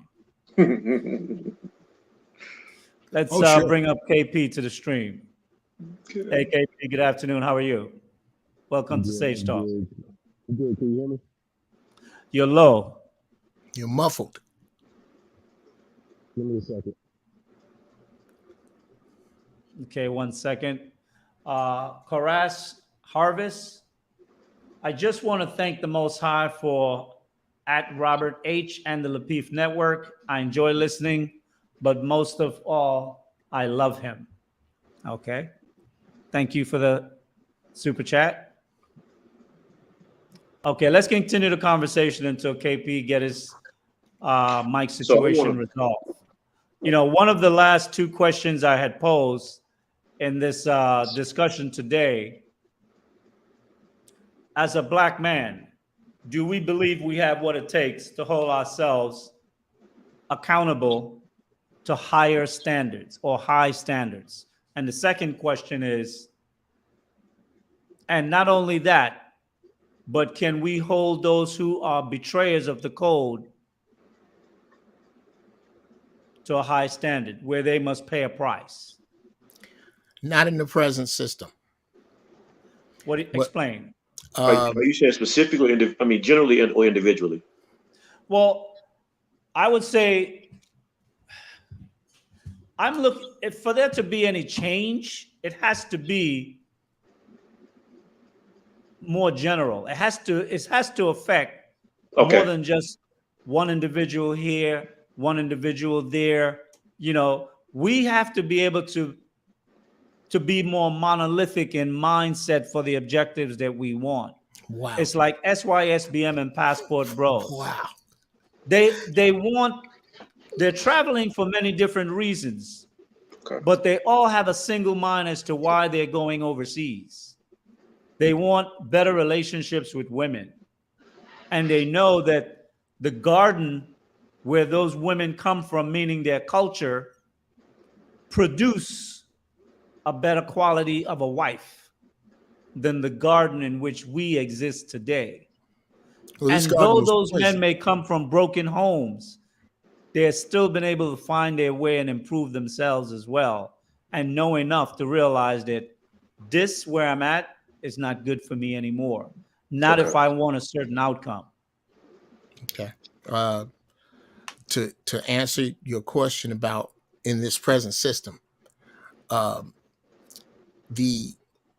say this to Black people all the time. We can only benefit from the crumbling and destruction of this present system. What's going to happen is we're going to have carte blanche to do exactly what you're talking about and make, as in the Asian community, as in the Irish community, the Jewish community, they all have an army hierarchy made of their underworld. You do something bad to somebody Japanese, somebody from the Japanese underworld come to see you. What we need is separation entirely from this breaking system so that we can develop our own system. And that's not going to happen until we have to depend upon one another. And that is coming. Well, I would agree with you on that point. I do think something is coming. But I will say this, in between now and then, you know, we can't sit around and wait. What do we do in the process?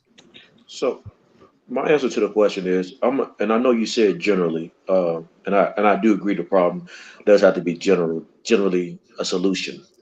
And I think the general solution also starts with the individual family. And it goes back to simple to me as being accountable. Every man has to be accountable for every woman that he chooses to marry. Every child that they produce out of that marriage needs to fall up under that man's structure, as I was saying earlier. Now, how does that affect us? How does that affect us general population? Well, if we, as Uncle Jeff was saying, develop a overarching system, culture that we can abide by as society, teach that start individual families, individual families, and then make that part of the culture. Now, and I think is Christianity. I think it's already been created, or a follower of Christ. It's already been created. The question is how.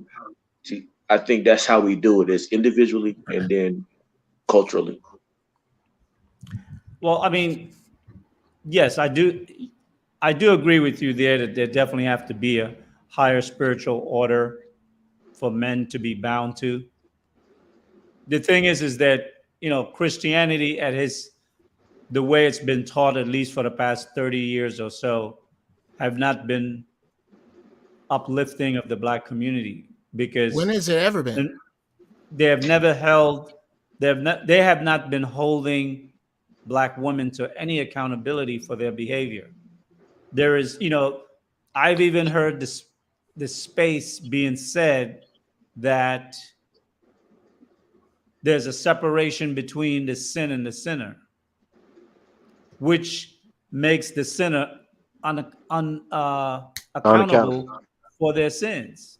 Because if the sin is over there and I'm over here, I ain't got nothing to do with that. But you are the person that's making the sin. So in the church, they have found a way to uncouple the critique, to hold people accountable for their behavior, both men and women, but most are women. So to your point, that's false. That's false prophecy to Right. people who teach that. To people who teach that, that's not. And I don't believe in Christianity. Let me correct this. I believe in following teachings of Jesus Christ. Okay, cool. Okay, so to your credit, what you're saying is true. Well, my antidote to that question my answer to that statement is that those who teach that sin and sinners are separate, those are false prophets. Those are false teachers. Absolutely. And they're leading Absolutely. people. So let's not, but in a general sense, let's not call that the teaching of Christ, though. Those are just people who we should not never listen to. Right. But the thing is, it's under the banner of Christianity. So when you voice Christianity, all that comes with it. Like there was a preacher this week or last week that was insulting his congregation because they didn't want they didn't give him enough money. It's like that's just guerrilla pimping. The church has become the new pimp. The so my pastors question are the is, new pimp. Whoa. When has it not been? Please so my explain question to is, me though, when it wasn't. So my question is, though, what is going to happen to that? What's going to happen to that pastor that does that? Because he has to answer. He has to answer to a higher God. Yes, we know that. You're absolutely right about that.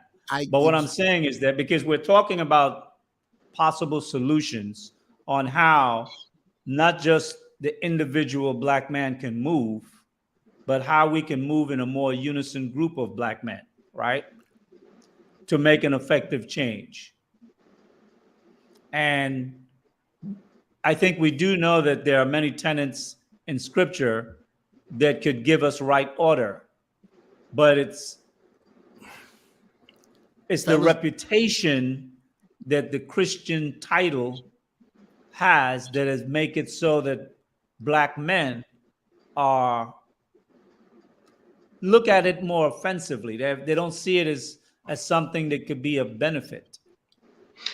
Mr. Lee, I don't want to distract from what the point you was getting to, because the overarching point that you was making. Because I think you're making a great point, and I don't want to distract you with this conversation that we're having right now. Okay, cool.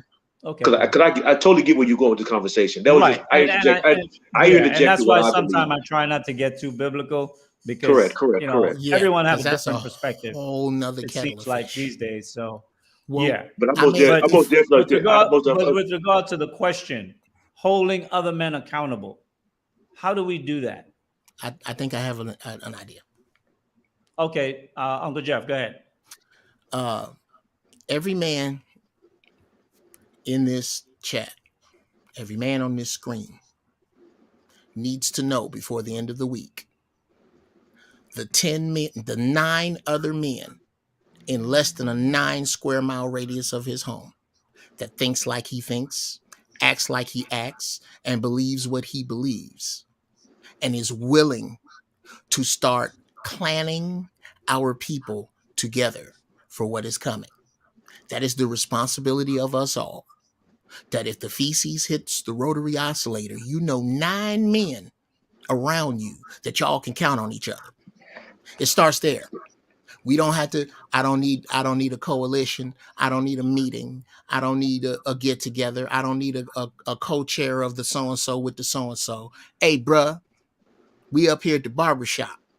Here's what's going down. Life is going like this. We see it like that. We see it like this. If they cut the power off tomorrow, does anybody here know anybody who works for the DWP? There's about to be a food shortage. How many of us own pickup trucks and how many of us grow food? These are questions that we need to know the answer to, and we need to know those answers immediately. And that is where the change starts. It doesn't start with, I hope I'm going to join something over there. It starts with cats with balls big enough that, like the ones we got, to turn right around and John the Baptist go find 9 other dudes that he know he can count on. That's where it starts. Well, I think that that conversation is starting right here in spaces like this now, because that's how you can bridge the distance of miles and between states, and the men of like mind find spaces like this where you can meet, exchange communication details, whether it's IG, whether it's email or direct phone number, and you can start creating those networks together. But the conversation must start, because one of the things I think, why the military works well, and possibly even the police department as well, is the brotherhood that established itself over time. And I think for us as Black men, that's something that's lacking with us. We don't have the brotherhood together like we used to back in the 60s. Well, we've never had a brotherhood that started with just us. Ever, until now. Ever. Well, I would tend to differ with you on that, because I know growing up, I saw brotherhood in the community. I saw Who made that community? Say again? Who made that community? And it's not, and I don't think you've ever seen a Black community. I've never seen one. A Black community is a place where the people there control their own hospital, their own grocery store, and their own local police. Well, one of the things I would say is that we understand that coming out of slavery, that we are a nation within a nation. So we can't get too hung up on certain aspects of things that are outside of our ability to control. But just because we can't control every single thing within the community doesn't mean that we should abandon the things that we can. And I remember a day when we did control quite a bit in our community. But now we have no control at all. We don't even like each other. The numbers Black men don't even walk down the street and say, "Hey, what's up, man?" Back in the day, "Hey, what's up, man?" Hey, what's absolutely. up? We But the always numbers used to say, "What's up?" The numbers don't support what you're saying, brother. The numbers support us, perhaps, and closest to this in the early 20th century, between the years of like 1902 and 1920, or right at the roaring 20s. The 20s began to roar because of how much Black people were disenfranchised from, like, these concepts of Tulsa. There were 59 other cities like Tulsa. Those were communities because we had our own hospital. The Patterson Car Company was the first Black car company. We don't have anything like that, so you cannot, and it seems like a small thing, brother. But in order to call what we have communities, this concept of just meeting here, which is important, and just exchanging numbers here on a device owned by the United States military that's called the internet.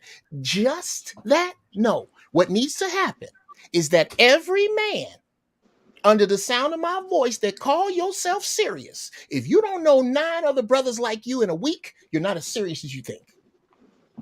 That live right around you. Because when it starts, Brother Sage, I ain't going to be able to get to you or John the Baptist. But the 9 brothers around you are. And this is coming from a Marine. This is military. This is military standard issue. You must know it's called beans, beer, batons, and bullets. That's how they count it up. We got to count up what we got here before we can do anything. And this concept that we all meeting online, not enough. You need to know the 9 brothers around you. You need to know them fast. Well, what I would say is that, that's valuable information that you're dropping. But I think you can create a space where you can reach out to men of like mind like you. Because one of the things I don't understand is that how is it that we have so many successful military men, but we don't have a proper security within our communities? We don't have any communities, brother. We don't have any communities. Hear me out. These are men who went overseas and fought. Some got wounded. Many came back whole. But when we come back into our communities, we don't see it as a community. We're just a member there. It wasn't a community. And what you're saying makes sense. But why is that not put into some type of an actionable step to begin? It's very simple, brother. Very simple. As a Marine, I'm trying to, first, in order to control a particular area, and you have an army in that area. We have these armies in Los Angeles. We call them the Bloods and the Crips.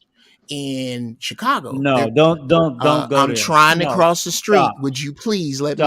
Don't even put that out on Sage Talk. Okay, all right. I won't say that. Are not armies for the Black community. Okay, don't even go there with that. Okay, then I won't. Well, can I finish my thought in another direction?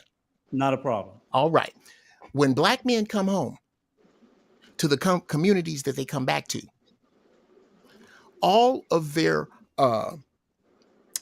efforts to get put together, all of their tactics are thwarted the same way they were by the Black Panthers. The people who really own the community are the people who own the police department. That is why. So let me finish my thought. Sure. This concept that you're discussing about what needs to be done with regard to retribution and what people do in our neighborhoods to us, what needs to be done. Hold on. I have not spoke about retribution.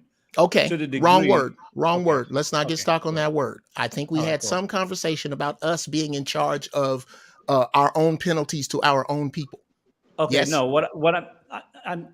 let me be more clear, because when I'm speaking to the audience, I'm speaking to the men who have options and choice. Mm-hmm. That means I'm talking to the men who have an economics that falls into the 1% mm-hmm. up to 20% Black man. Okay. Black men who can now use their economics to travel sure. and choose the type of woman they would want to mate with and marry and build a family, create wealth and legacy with, as opposed to settle for. Oh, yeah. That's one.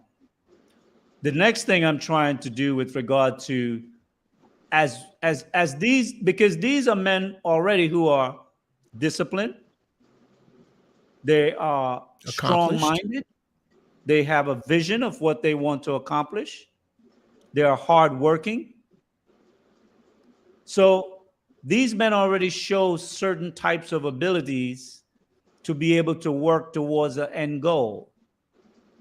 So with that in mind, I'm raising the level of the conversation to say, okay, so if we have a vision of what we want to how we want to address the non-compliance with the women that are in our own country now, and we're seeking out in other places to find that, what other things are we looking to put in place as men to raise our accountability as men, but also set up a standard by which how we will not only interact with our wives, but how we will interact with each other if and when our wives step out, break the marriage vows. Are we gonna be the type of men where we can hold ourselves accountable and then hold the women accountable? Because holding people accountable, we're not judges. Only judges could dispense accountability in a certain way. We need to be able to first hold ourselves accountable. Because women, like children, they will observe you and see where you're making a mistake, and then they will call you out on that mistake immediately. So we as men and as leaders, we have to walk in a certain way where we are above board. Okay. Okay, so can I interject for a second? Sure. Two things I want to point out in this conversation. I've been paying attention here for the past couple of minutes, and I want to not ignore what you just said. I'm going to address that too, but I want to address something else first. Sure. Uncle Jeff and Mr. Lee, you had a disagreement on community for a second, right? Mr. Lee was looking at it in a literal sense of what a community is. And Uncle Jeff was kind of saying that we don't have community because in a figurative sense, in a real sense, he understands that to have a community, you need these elements to be a community. Correct. And what I think your representation of what you guys were saying. Yes, sir. Okay. So now with that being said, if we don't agree on what community is, I think before we go any further, is it literal or is it figurative? Because in order to establish all things that you talk about, Mr. Lee, I don't think if we don't have a community of men that we actually agree on what a community is. If Uncle Jeff says we don't have police, we don't have our banks, we don't have these structures or these systems in place, if it's mine, we don't have it. And if Mr. Lee saying that we have it in this sense, it may not be this, but if you see it this way, how do we agree on it? How do we go past that community aspect? Okay. And then to create laws? How do we create laws from nothing? Let me see if I can address it on a micro scale, right? Okay. I come from New York, and in New York, in Brooklyn, they have a community, a designated neighborhood called Crown Heights. It's one of the biggest communities in Brooklyn. Part of that community, Crown Heights, they have the Hasidic Jews that lives there. Over time, they have bought up 90% or more of the buildings, and they only rent apartments or sell houses to one of their own. They also get their food and stuff imported directly from the countries where they want it. So the food have a certain kosher designation to it in terms of its production. They also only do business among themselves primarily, but when they have to do business in the broader community, they can still execute and do those business as well. They have hospitals, clinics in their community manned by their doctors and nurses, but if they have to go to a general hospital, they do that as well. They also have their own private security that patrol the community, and the police department is aware of that private security. The thing is that there are different models around that if we as Black men wanted to create a community within the broader United States, we could do it. Sure. Absolutely. Do we have the will? There you go. Who's we? That's what we got. There you go. We got to get The to we who's I'm we. talking about is black men that are the 20% down to the 1% black Yes, man. sir. I'm So, not Mr. talking about the simps. I'm not talking about the Pookies. I'm not talking about the Ray Rays. Yes. Those Get are them men out that the are. way. Those are men that are. I don't want to say undesirables. These are men that lack training and discipline. Here, if you Mhm. can't train a man's mind, you can't do nothing with him. So, if a Pookie and Ray Ray was willing to submit himself to the retraining of a man, I don't have a problem with that. But they are by nature rebels because they function best in disorder. Chaos. In an ordered community, their power would be stripped of them. You just described every member of the Fruit of Islam 6 months before he was a member of the Fruit of Islam. I say that again? as I say you have just described when you say rebellious, when you say set in their ways, you have just described every member of the Fruit of Islam 6 months before he was a member of the Fruit of Islam. You have just described every young black South Side individual that goes into Marine Corps boot camp. 11 weeks later, he ain't that dude. We need something like that to prove if you want to be over here with, I love that, Brother Lee. If you want to be over here with the 20, then you're going to walk this walk. You're going to walk this walk. And when you come out, sagging will be behind you. A love of ignorance will be behind you. A disrespect for yourself will be behind you. A disrespect for your people will be behind you. Because if it ain't, you can take your sad monkey ass back over there. So to answer, so what I'm gathering, hearing you guys talk again. So basically, we're saying Mr. Lee described the Jewish community, and then Uncle Jeff came back and described creating how we create soldiers. So what I'm hearing from the conversation, so we're saying we have to create a community.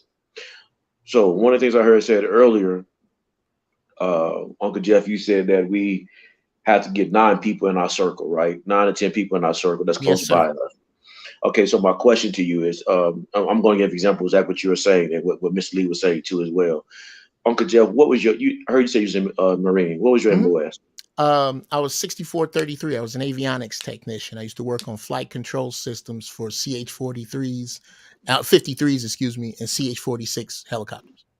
Okay, so you're mechanically inclined. Yeah, and electronically, yeah. Mechanically inclined. Okay. And because hold on, let me say this. Because I'm a Marine, all Marines are 0311s first. Before they teach you how to work on helicopters, they teach you how to Infantry. kill with a fork. Correct. Mr. Lee, I heard you say you was in the business world. You was in business when you was young, when you were working. Well, I have 2 past profession. My first was in engineering. I was a nuclear pipe system support designer for nuclear installations. I worked on both systems in the United States, Japan, Mexico, and it was Korea. There are a couple others. I don't remember all of the systems now. And then later, I went on Wall Street, and that's where I had my longest career for about 18 years on Wall Street and financial services. So engineering, design, creating stuff, and then also Wall Street, understanding finance and understanding finance too as well. Correct. Okay, so now I'm military too as well, and I'm also got out of the military and I did transportation as well. Oh, and military I did supply, so I understand What supply branch? chains. Army. Thank you for your Thank, service, Army Dog. Likewise, you thank you too. for your service, Thank, both of you, man. Thank Hold on you. 1 second. Let me shout out Chris M for the 1999. I live in Crown Heights, and Lee is 100% correct. Thank you for the support. Go ahead. So basically, what I was trying to get to is okay. So what this would look like, and I know I'm not saying that you guys already don't know. I'm just kind of more so for learning purposes. But what I'm seeing now is just with us 3 right here. There's a community right now that we're establishing Yes. on this site right now on Mr. Lee's program. And then, so if we got into a situation where I understand because of Uncle Jeff's ability to work with electronics and mechanically inclined, that if we have a situation where we need to fix some vehicles or some systems or housing or electricity is not working right, we got somebody that's in charge of electricity. Mr. Lee understanding finances and from Wall Street, and then engineering how to create these buildings or whatever infrastructure we need to create.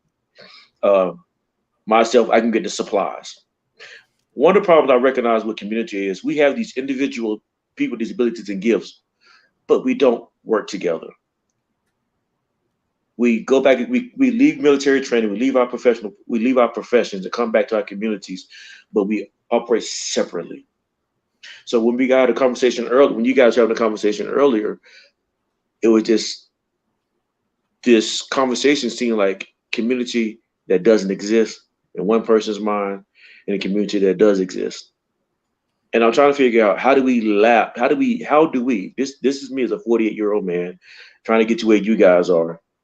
How do we create this community so that, because in my mind, I have a plan that I work with, but I may be overlooking something from what you guys are talking about. How do we create this community, and so that we can hold people in this community accountable for their bad decisions or accountable for their good decisions? Well, I will say this. I look at Sage Talk and these virtual spaces where Black men exist currently, airing out their differences on what they see in society, as more of like a think tank for trying to solve the problems that exist for us. But to build anything, the rubber have to touch the ground. That I know. Okay. When I wanted to become an assistance support designer, my boss said, you're going to have to go into the field. I had to go down to the nuclear facility and I had to train on site. And I think, we're talking about certain things now, but the next step obviously have to be direct contact into the community itself to be able to put physical structures in place, either from an organizational base to then branch out to be able to be a functional tentacle for whatever we need to get done.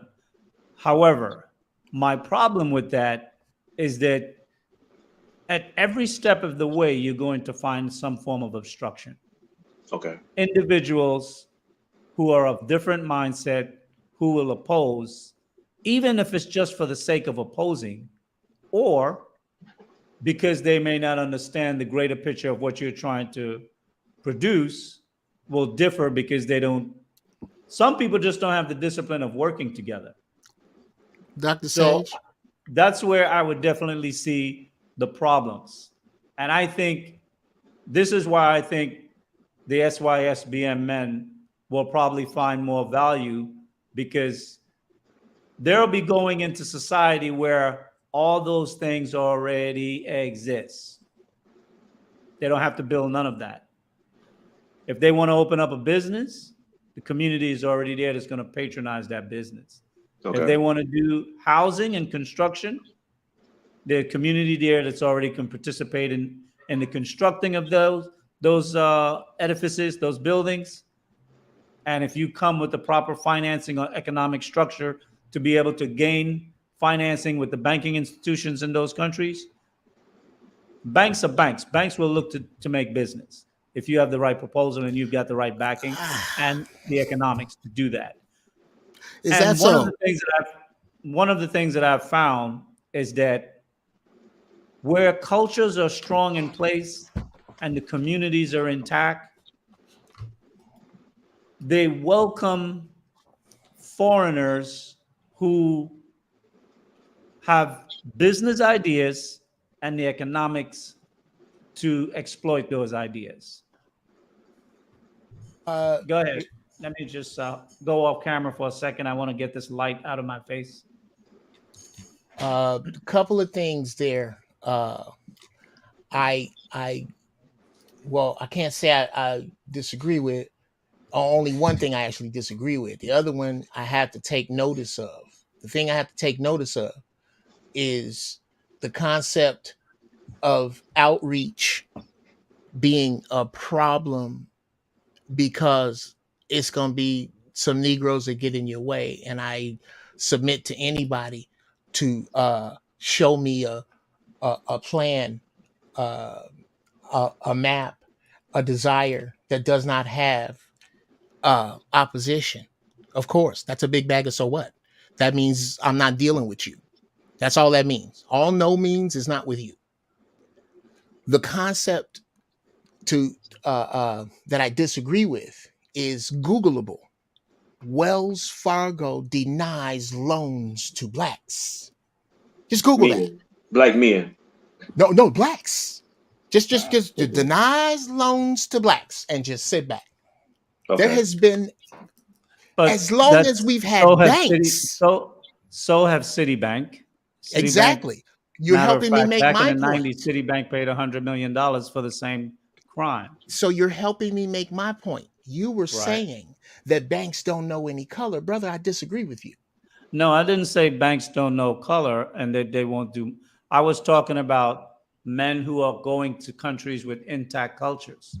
I'm not talking about it in the United States at all. That brings us back to Doe. Do you want to join a community or do you want to build one? Those are your choices. Take your passport, join a community. You see, the thing is, a seed grows into a tree, no matter if you plant it out in the wild where there's a forest, or if you plant it where a garden already exists. We're men, we carry the seed of life. We could plant our seed anywhere and build what we want to build. The problem with black men is that we have been slaves for so long, we think we can't build nothing. And we can't build it outside the United States. What makes America great is that America run around the world spreading its seed, building wherever it went. Okay, is that your time for us to branch out and start building again? Okay, that's what I'm getting that your slant is that we need to build with the world. And I do not disagree with that. What I'm saying is that we're talking about two different subjects here. One, what is joining a community to help this one that's here, or building what's here. One requires a passport. No, the I'm other not. does not. No, we're different. Okay. I do not think building in America is a viable option. Okay, there we go. Now we're getting somewhere. I mean, how can I say? You will be met. First, you have to overthrow the powers that be. And there are two. First, we have to overthrow the black woman. And she is the first lieutenant for the white man. So we got to overthrow her and we got to overthrow him. I'm going to put on my Jay Prince hat right now. Could you repeat that for me? No, I'm saying first we're going to have to overthrow the black woman. And she is the first lieutenant to the white man who is in power that she gets her power from. Yes. So whatever we build will be minuscule or will be thwarted or will be looked for a way to be overturned. Because another thing that I have a disagreement with, and it's a axiom that I hear used a lot: keep your friends close and keep your enemies closer. I don't subscribe to that axiom. Me either. I like to see my enemy coming, so I keep him at a distance. I don't mix my friends with my enemies, so my enemies can frame my friends, and now I don't know who to trust. You don't make more friends by mixing them with your enemies. So, and many people like to go with that axiom, keeping your friends close and your enemies closer. No, I don't like my enemy seeing what I'm going to do. And if he's at a distance, he won't know. If he's close, not only will he know, but he could subvert me and he can do something and frame my friend. And then I'm looking at my friend, giving him the side eye. Now I don't know who to trust. Well, but to pivot off of that, what I was really trying to get at is that right now, the black woman is acting as an enemy towards the black man. So whatever we try to build and do, she's going to go and have a council with Massa and give him all the info. And then they're going to come up with a way how to overthrow every step that we try to build. That's our major problem right now. Individually, like John the Baptist, you can have your own little cocoon of a family. But for us to really make headroom to build a community like you were defining, requires a larger body of group to Most be definitely, I able to do agree. I most definitely agree with that, and I think here in this conversation is I see now where the question I asked you beginning, the statement I made at the beginning, we have to choose. Every man has to choose whether it is a matriarchy or a patriarchy. Are you that. Yes. masculine or feminine? Absolutely. Because as you were saying, I'm 50-50 on the passport brothers. I don't really follow it too much. I'm not trying to say negative about it. I'm just trying to say I don't understand it. But this True. is one thing I do understand. If you are a man, wherever you go, you are the society. Because if in a patriarchy, it's built and centered around men and not around women. So ultimately, your heritage is basically based on the man. Your culture is based on the man. It's not based on women. It's based on And men. and as men, you are builders and contributors to a society. Whether you're in a poor country or you're in a rich Rich country, country. You build it. there are no supports for men who fall through the cracks. You build it. We as a okay. So for example, I'm gonna share a brief bit about my past. I Sure. came from a broken home, no father, no mother, no nothing nothing that's resembles security. I had to establish myself from pretty much nothing. No excuses for whatever my mother did, whatever my father did, whatever circumstance I had to go through. Had to build that from nothing. And the only thing I had was my life, health, and strength in God. That's it. And so, what I'm saying as society, me as a man, not making excuses individually or general, we have to take that mentality that whatever we're going to build it. Well, rain, sun, shine, snow, or sleet, whatever it is, we're building. If someone comes to attacks us while we're building, we have to fight, deal with the fight, then come back and continue to build. That's absolute. I agree. Uh, Uncle it, Jeff, yes, you sir. want to add something? Yes, sir. Um, I agree with that, and especially from this place, it it's kind of a tangent, but it applies. I believe what me and Brother John, the Baptist, have in common is that as American veterans, Black American veterans, and most enlisted. Were you enlisted, Brother John? What's up? Yes. Yes, me too. Enlisted people in the military have these two things in common. Number one, you didn't get straight A's, and number two, your parents wasn't rich. If either one of those was different, you wouldn't be here right now. When we join the military, it is to escape to a lesser hell. At least this way when people shoot at me, I can get some medical, I can get some dental, I can see the world, I can learn a trade. So this concept that us as Black people who speak negatively about this country as unpatriotic is bullshit, because we have fought in every war that has been on this soil, and it is my belief that this is our land as Black people because we were here 10,000 years before the Native American. This is our land. They didn't bring all of us over here from Africa. We came from Africa on our own. 10,000 years before the Native American. That's a I fact. will You say can look this. that up. That's a different conversation. Let's keep the conversation to at least a demographic of time that Sure. most people can agree upon. Because when we start going 10,000 years back, people will go into different history books to wage their point of views. Sure.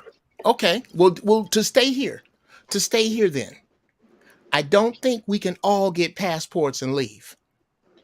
Well, no one. I didn't suggest that, and this show is not about for everyone. You know, I talk to a very specific group of men. I talk to men who are disciplined, men who have foresight that they want to achieve something out of life, Sure. men who, even if they may have had an error in their past, let's say they went to jail for something, but they came back out and they've restructured their lives. Mm-hmm. I don't hold nothing against a man if he fell. It's about getting up. I'm more Sure. concerned about that. But I'm really focused on the man or men who are of that top percentage of men. Because in society, the movers and the shakers is usually a small percentage. And what we need in our community as Black people, we need a certain percentage of Black men who are not only leaders, who are determined and focused. Mm-hmm. And I think for us to truly get the respect that we will need to do and make the change here in America, as you have suggested, and John the Baptist has proposed, the challenges must be broken. We cannot have the first lieutenant as adversaries. The reason why I say with regard to men leaving and going their own way, whether that's Philippines, Africa, Caribbean, South America, wherever that might be, and that may be a generation of men that do that. It may take another 20 years because they have to become a vacuum in America where Black women lose that Black girl magic syndrome. It's coming. And they have to come broken on their knees to subject themselves to a Black man and to follow his leadership and to not betray him and to not be able to look up to him and respect him. And until a group of men are able to demonstrate that they have the will, the fortitude, and the ability to not only walk away, but build somewhere else, that will open up a gateway for another generation of men to be able to demand the things that their fathers or the generations before them were unable to get via their demanding. I submit to you that those men are here. And Those young that's, men are here. you know, strategy, you know, one of the things I learned on Wall Street in sales is negotiating. And when you put forth a good deal on the table, if the counterparty on the other side of the table turn that deal down, you have to be able to get up and walk away. You can't keep capitulating when you know you put a solid deal forward. Absolutely. And 9 times out of 10, I've been part of it myself. When you walk out that door, the attorneys, somebody is going to come out behind you and say, Mr. Lee, such and such a party, come back. We'd like to finish up this deal with you. We agree to your terms. Because the counterparty know that the terms are great. They already know that. Some people just want to push and push and push. And you have to get to a point where you cut it. Well, so in other words, Mr. Lee, what you're saying is, let me cut you off, Jeff. Go ahead. No worries, brother. Go ahead. No, so other words you're saying is know your value. Know what your worth. Know your value. If you know your value, you know your worth. I'm sorry, go ahead. Absolutely. Know your if you value. know your value, you know your worth. You won't ever sell yourself short.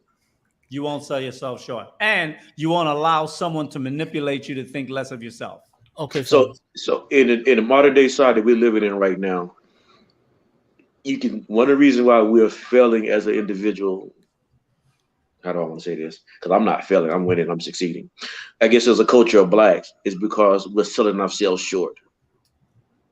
And we have always sold ourselves short. You know, something that I ponder a lot, and it's probably been for the past 20, 25 years, the 13th Amendment. All right. The fact that the 13th Amendment says that if you go to jail, you go back into slavery. Yep. America never gave up slavery. Never. Ever. And that is the reason why they just will gave do us anything serial and numbers. everything to put a Black man. You get a felony, you're done. You're back to slavery. You're back to slavery. And that is the trick bag in keeping us in the place where we are.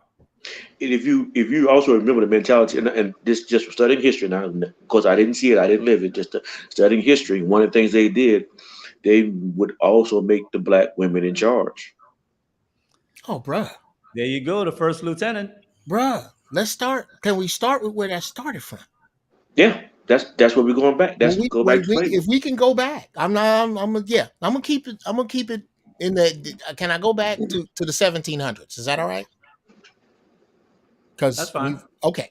Yeah, that's fine. The slaves that were brought here were African warriors.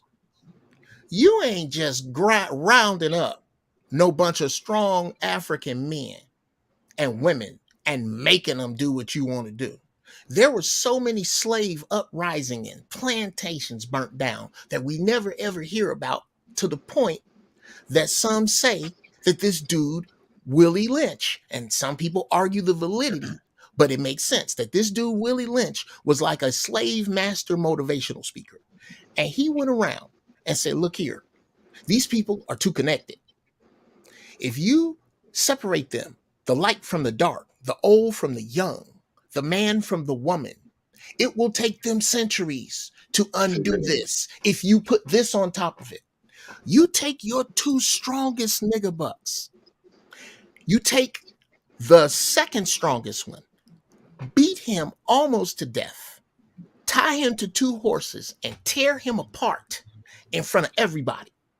The strongest one, you beat him almost to death. And then you tell his wife that if you do not want me to do that to him again, or this to your sons, then you get your son in line. And from that day to this day is why the joke, how do you get a black woman to jump out of an airplane? Have a black man tell her not to, is still valid. It is because these sisters that y'all are talking about, these same ones that I can't stand, are under that ether, and they need to walk the same social plank. We do not need to be dealing with them. However, we do not need to, I'm almost done. We do not need to ignore sisters. Like there's a sister named Davika Marie. There's a sister, Erica Lachey. These are young sisters who are, in my opinion, the return of the sister's mind where it's supposed to be, because they don't like these sisters either. And they are looking for solutions from the female end as well. My whole point is, it ain't all sisters. It's just so damn many of them that we need to write them off. Oh, absolutely. I agree with that. But one thing I will say is that, the overt practices of those behaviors are not prevalent within the society. The thing is that a lot of us hold on to the knowledge that we have come to know, but the experiences that we did not participate in ourselves, and we self-indoctrinate. I come from a breed of black men who don't succumb to those psychological fear techniques. You can't. And there are many black men who are born or have grown up in society who don't have a broken mind or a broken spirit. Some of us do, but I think many of us don't. And one of the things is that because we know of the history so well, you would think knowledge would lead us as opposed to whatever else that might be. But there's enough black men and black women that know our history past. But yet, the way in which we deal with one another as a people is more degrading than it was when we were actually in slavery and when we first came out. It almost appears as though slavery was what made us love each other. Oh, and that's a sad thing to say. Please explain that. Please explain that in more detail. Well, I mean, when you look at how we as a people operated on the plantations, how we looked out for each other and covered for each other, and then when we came out of slavery in the early 1900s, how we grouped together as a community, looked out for each other and cared for each other. But after the 1960s, when we got civil rights was almost the rallying cry to abandon everything black. We stopped supporting black baseball, black basketball, any sports within the community, any plays within the community, any of the stores and businesses, because we had all the shops. We had the fish and chip shops, we had the markets, we had everything in our community. But instead of now that we had greater access into the broader society to capture the resources from there and build our community and grow it, we just abandon it to go sit at the white man counters. So basically, what you're saying, Mr. Lee, that the things that we fought for are the very thing that was our own demise. Was our own demise. So we And fought. it's funny because if you notice, when we are oppressed in the society and it's visualized where we can see it, we can snap back together. But as soon as that image is gone, it just wear off like a drug and we go right back into our degraded state. It's like oppression makes us love one another because we're in this together. But when there is no oppression, we don't have no allegiance to one another. The women don't want us. Our brothers kill each other. I mean, what are we? That's the question I'm asking. Because when I observe, I see something very dangerous for us as a people. So it's no wonder. It's like the question. I think the question that you was asking, the topic of the show is, when you ban, should we ban women that leave? Something to that effect. I don't want to mess up the title. I think I messed it up, but that was I think that was a general idea. Like, how do you hold women accountable? Paraphrasing it, how do we hold people accountable? And one thing that I said in my opening statement when you allowed me to come on your show is that, well, it's hard to hold someone else accountable when you don't know who you are. When you have no standards, no structure, no operational. When you don't have anything to base what you have on, no morals, no standards, you don't know who you are. You can't hold anyone else accountable. What holds you accountable are the things that you stand for. I'm not going to, if I love myself, I'm not going to hurt myself. I'm not going to kill myself. So therefore, when you step into my presence, I'm not going to vote against my own structure. What benefits you? Correct. And what we do as a society is we literally vote against the things that we believe in. That benefits us as a community, and I'm using it loosely, Uncle Jeff. Okay, as a community and as a people, because the broader society is upholding the women, and the women are voting for their interests, but those interests goes directly against the community, and it keeps destroying it more and more. Brother, Dr. Hound just said it, and I keep saying it. If you're going to hold somebody accountable, you have to be able to punish them. Period. You got to be able to do what? Punish them. Okay. Yeah. In order to hold somebody accountable, there must be a group punishment. Now, with regard to voting, I ask everybody this. This is what burns my ass with black folks and voting. Who is the consistent number one lowest demographic turnout for American voting? Well, that's a no-brainer. I don't think we need to utter the words. Who? I mean, everyone knows. Who is it? The black woman. Wrong. Who? Asians. Asians? The Asian community is the number one. Look it up. The least as a community represented in voting. Why? Because you and I. Okay, I must have misunderstood your yes, question. The least. If the three of us, you ain't telling me, Brother Sage, Brother John, that between the three of us, we don't have the dopest barbecue recipe. Oh my God, with what your big mama and what our people put together. By the way, the best chefs in the world are men. But anyway, we have a monster recipe. If we started a Korean barbecue joint in a Koreatown and they knew it was us, we'd be out of business in 6 months. Because they don't get out. 30 days. Yes, sir.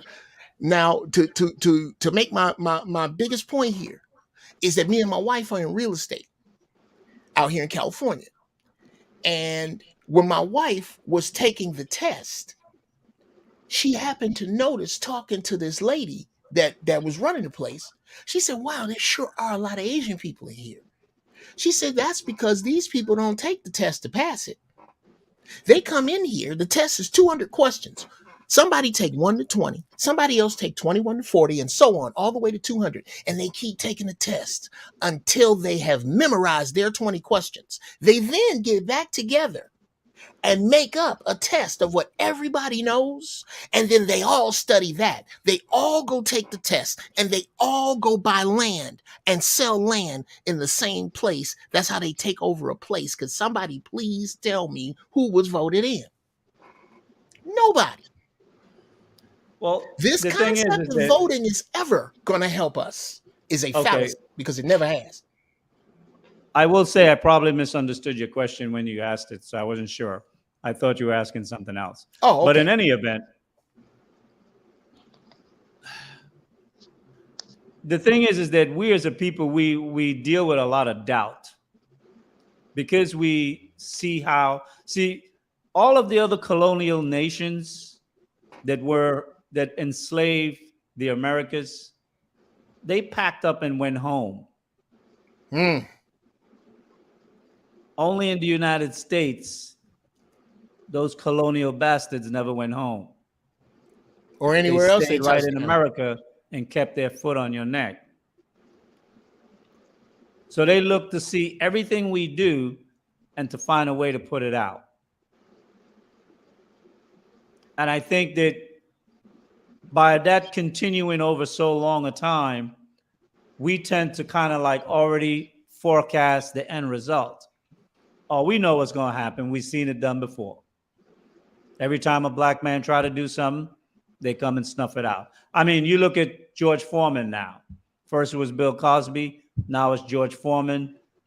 Like every black athlete that have achieved fame and wealth, it's like they always must die broke. How is it that women are coming out of the woodwork from 50 years ago to accuse this man of a crime like that? And that the American government would even allow that. See, the fact that they would even allow that, it actually means that we can hold them guilty for the crimes that their daddy did, the murders. See, that's the other side of this legal argument when you start allowing precedent to come forth. The thing is, who will be the governing body to hear that crime? Can't be America. America is not going to judge itself. So that's something that we need to figure out. What body can we go to that can hold America accountable? Right? The Hague Convention, America is not a signature to it because they don't want a government to come and sit on top of them and tell them what they can't do. Brother, there's nowhere to go until you how am I going to come to you, Brother Lee, and tell you that your son has wronged me and truly his punishment is death? And if you love your son and you hate me, you're going to put your son to death. There's nowhere you can go. It's not going to happen. Here's what has to happen. And it's happening right now, which is why I say this concept of economics right now is arranging deck chairs on the Titanic. It's only so long you can prop this dollar up. Once it crashes, men like yourself, Brother Lee, are going to be indispensable. Men like yourself who know how a money structure game goes are usually in history, which some people are saying we shouldn't look at because it's goofy. I don't get that. But in history, every paper currency, every fiat currency has crashed. And the people who rise out of the rubble are people like Brother Lee, people who understand the structure of an economy. But basing anything in this one, bruh, this one ain't got 2 years. This Well, one is many going to crash. forecasters are talking about, the possibility of when the American uh, society will start to fall apart because of the reserve currency of the United States. And if you review the wars that have taken place in the past 20 years or so, 20, 30 years, it's all been to preserve the reserve currency of the United States, whether it's Libya, whether it's Iraq, and several others. The point is, it's going to happen, but what do we do in between that? We can't sit around and wait. And one of the things I would say is that, and that's why, Find 9 dudes right around you. well, not only So that, always get back to that. countries have always fall and risen. Mm-hmm. It doesn't mean the world falls apart. And other parts of the world have functioned just fine. And that's why it's so advantageous for brothers who are leaving America and setting up shop in different places and getting investment in different places. Because these could very well be the men that can come back with money, influence, and power. Because you know what? When you go to another country and you're making $350,000 a year and the currency is 25 to 1, you're in the top 5% of that country's wealth. You meet the prime minister. You have lunch with the chief of police. You do the things that the white people in America do that you don't have the money to do because you don't have that economic structure. But you get to meet people of influence and sit down and have conversation and get opportunities put before you, just like it happens in the United States. It's on a different scale. But if and when American currency do fall, you will be in a different position. And I think we have to have black men both outside and on the inside operating with certain knowledge base and moving in a certain way. And I think there is a change coming. But are we going to be working together to make that change better for black people as opposed to just, I'm going to get what I can for myself? As you gentlemen have been talking tonight, I kind of had a secondary question that I want to ask you guys, based on your program's title, Mr. Lee. Do we really want to spend our time and our effort trying to correct this current environment? Is that how we want to spend our energy? Nope. And you shouldn't waste your time doing it. This is a course correction that outdates the Bible. This is a course Say again? I said, when he said, do we want to waste our time correcting this course? I submit to you, Brother John, that this course correction has nothing to do with us individually or collectively, other than us being the melanated, wise people of this time. This course correction was written about by the Olmecs, the Aztecs. It's in the Egyptian Book of the Dead. This time that's happening now, done been wrote about, and it's going to happen. The 4 horsemen of the apocalypse are going to ride. What it comes down to is now is not about a time of convincing. Now is about a time of choosing sides. I like to say that if you are biblically inclined, we've all heard, surely goodness and mercy shall follow me all the days of my life, and I shall dwell in the house of the Lord forever. Amen. I have absolutely no biblical space to back up what I'm about to say, but I believe this. God, I've already spoken on the black woman, Scorpio. God has left his goodness on this earth, but he has taken his mercy. He will have no more mercy on you. You will not get to destroy the household like you did. You will not get to squander your money like you did. You will not get to squander your health like you did. And those of you who do will walk the frickin' plank. Trick off, break your leg. Where you going? To the hospital?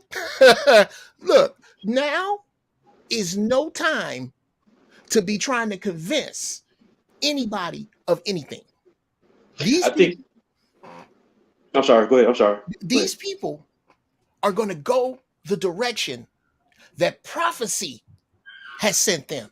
And this is Buddhist prophecy, Christian prophecy, you name a religion. And it points to right now being the separation of those who think like us and those who think like that. And it is about us collecting us and dealing with Well, us the way we're dealing with right now. well, that's why I say, as the tagline for my show, is that I'm not trying to change you. I'm looking for like-minded men. Absolutely. You already been formed already by your trials and tribulations in life and the path that you have walked. You've already come to the same realization that I have come to.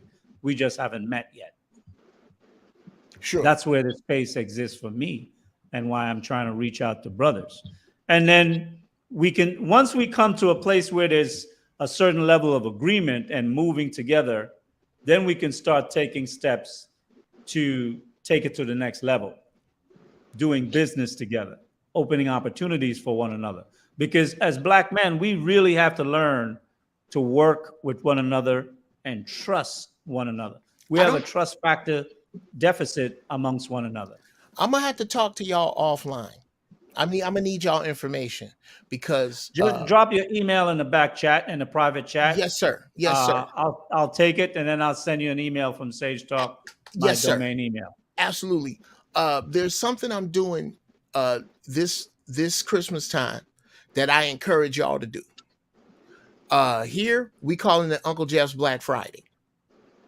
I'm assembling in the Los Angeles area Black businesses and Black businesses only, and Black people only. Yes, I'm being discriminatory. Black people only are going to get. I would say you're being don't use discriminatory. Use preferential. Okay, if that one blows your skirt up, discriminatory have a legal meaning to it, and you wouldn't want to be accused. Well, here's communication is important. Absolutely, we can be preferential to one another. Okay, like anyone else. And I will use preferential, but I use it with argument because it used to be illegal for me to read. Now, what I am doing is on Friday morning, on Black Friday, I'm getting some Black people, and we are going to cash mob Black businesses. Hundreds of us going from Black business to Black business. It's time to eat breakfast at a Black business and keep shopping with a Black business on Black Friday. And I encourage you to try to do the same right where you at, and it won't cost you a dime. It doesn't take anything but for you to grab 9 other brothers that think like you and go, look here, that Friday morning, let's go on and take 500 a piece and mob. That's change. And ain't nobody been voted in. Ain't nobody made a committee or nothing. Everybody under the sound of my voice can take 9 Black people, find 9 Black businesses, and only deal with them on Black Friday. That's how we grow. Well, what we need is an online space where we can create a database, a directory, or some forth where we can have that information readily available, not only to the 9 brothers, but to the 9,000 brothers that may be of like mind across the country. So we have to be able to leverage information to use it to our benefit. Let me just shout out a couple of these super chats and messages. Deborah Lanelli, America is the greatest country on the planet. To this very day, millions of people literally dying to get here, but carry on. When Rome fell, many people were traveling to Rome as well. Come on, brother. What I would say is that sometimes there's a sacrifice that must take place, and some people are called to the sacrifice. So I'll say that. To Sister Leonelli, I submit to you this. If you're one of those people that need to hear white folks say it first, I strongly suggest you YouTube the newsroom and search Newsroom America is the Greatest Country. I submit to you as a Marine and as a man who has traveled the world twice for free, you are dead wrong. There are many places better than here. Many. And not all of them uh, uh, white. There are many places I can tell you you would rather live. Portugal is one. Well, one of Taiwan the is another. yeah, D- one of the d- things is that America has somewhat of a free, open border where most other countries do not. Secondly, America gives away a lot of free money to immigrants where most other countries don't do for their own citizens. And America also have an opportunity for you to make money. So in terms of how people see the greatness of America, obviously is from a accumulating of wealth or money, but that has become more of a diluted statement. Just like New York being the big apple, I think that apple has got worms coming out of it, and it's a bit bruised now. It's no longer the shiny red apple it once used to stand for. So I would address that commenter in that way. Trey Zulu, thanks for the super chat, $15. Elder Sage Talk. I am a brother that's 30 years old. Do you offer any mentorships? That will be something that I will be starting soon. I'm working on a couple of things to put together. So I'm hoping by October, I will be making some announcements, and brothers who are looking for that type of mentorship, personal self development, and business, I'll be able to offer those levels to you as well. Thank you for the question. I'm looking to sign off now. I try to keep the show at a 4 hour mark, cool. and we're about to get into that 4 hour mark right now. So, uh, Uncle Jeff, why don't I start with you? Any final words you'd like to add? And I Sure. must say, I appreciate you coming up today. Number one, brother, I want to say thank you for having me. And number two, uh, I want to say that I'm proud to be a part of what we proved here today. That brothers can get together, fellowship, agree, disagree in love and productivity. If you don't walk away from here with anything else, stop that lie that brothers can't love one another together, even in disagreement sometimes. Absolutely. And there was a follow up message from Deborah Lanelli. She said, LOL, Portugal. Their very existence is because of the United States military. Yeah, that's a Recent big so history, what. correct. But I will say this, that America wouldn't exist if it wasn't for Portugal and Queen Ferdinand. How about it, brother? Most people who make these arguments generally don't have passports. And if they do, they don't have passports. This was my argument about Brittany Griner, but that's a whole nother subject. I'm gonna leave that alone. Thank you so much for Yeah, having me, man. Thank you. not a problem. Go ahead, John the Baptist. Why don't you give us some final thoughts? Mr. Lee and Uncle Jeff, it's been a pleasure talking to you gentlemen tonight. I've learned a lot. The knowledge on this Okay. panel tonight is awesome. My final thought that I want to leave is that if we're going to hold people accountable, which we should, first hold yourself accountable, which means hold yourself accountable as well as accountable. You need a standard. You need structure. You need something that you can judge yourself that's based on right or wrong. You need a value system. You need a moral system, a moral compass that guides your thought, your actions, something that holds you accountable. Once you attribute those values to your life and you hold yourself accountable to those standards, now you can apply it to the rest of the world. And it's easier to create and it's easier to get people to follow once we take those steps. Those are my final thoughts. And again, thank you. Absolutely. And that's why, you know, leadership starts with men and it ends with men. And it's so apparent because every time women find themselves in a precarious situation, they will always look to put the guilt on the men because even they themselves know where the responsibility for leadership lies. Uh, my purpose in having this conversation today was twofold. One, to really see if black men can be disciplined enough to set up standards for themselves because standard starts with you. You know, giving your wife a standard if you've never lived your life at some form of a standard of behavior yet, as a grown man, and you're going to marry a woman and give her standards, you will fail in that because you have never proven to yourself that you can live up to your own standards. Because standards, you have to go through trials. You have to be tested. You have to be battle hardened and ready. And there's a form of denial that comes with that. To deny yourself from having sex with another man's wife requires certain standards within you. Absolutely. And she may be exceedingly tempting to look at. But you Might not be only offering it to value you not only value yourself, but you value your brother. Right. You're right. And I think those were some of the standards that I want us to ponder, because I framed it in the fact that Scottie Pippen's wife was kind of making murmurings that, she had a good husband. And now she's finding life to be so much more difficult. And she can't find a man on his level or quality. Scottie Pippen. Yeah. Dummy.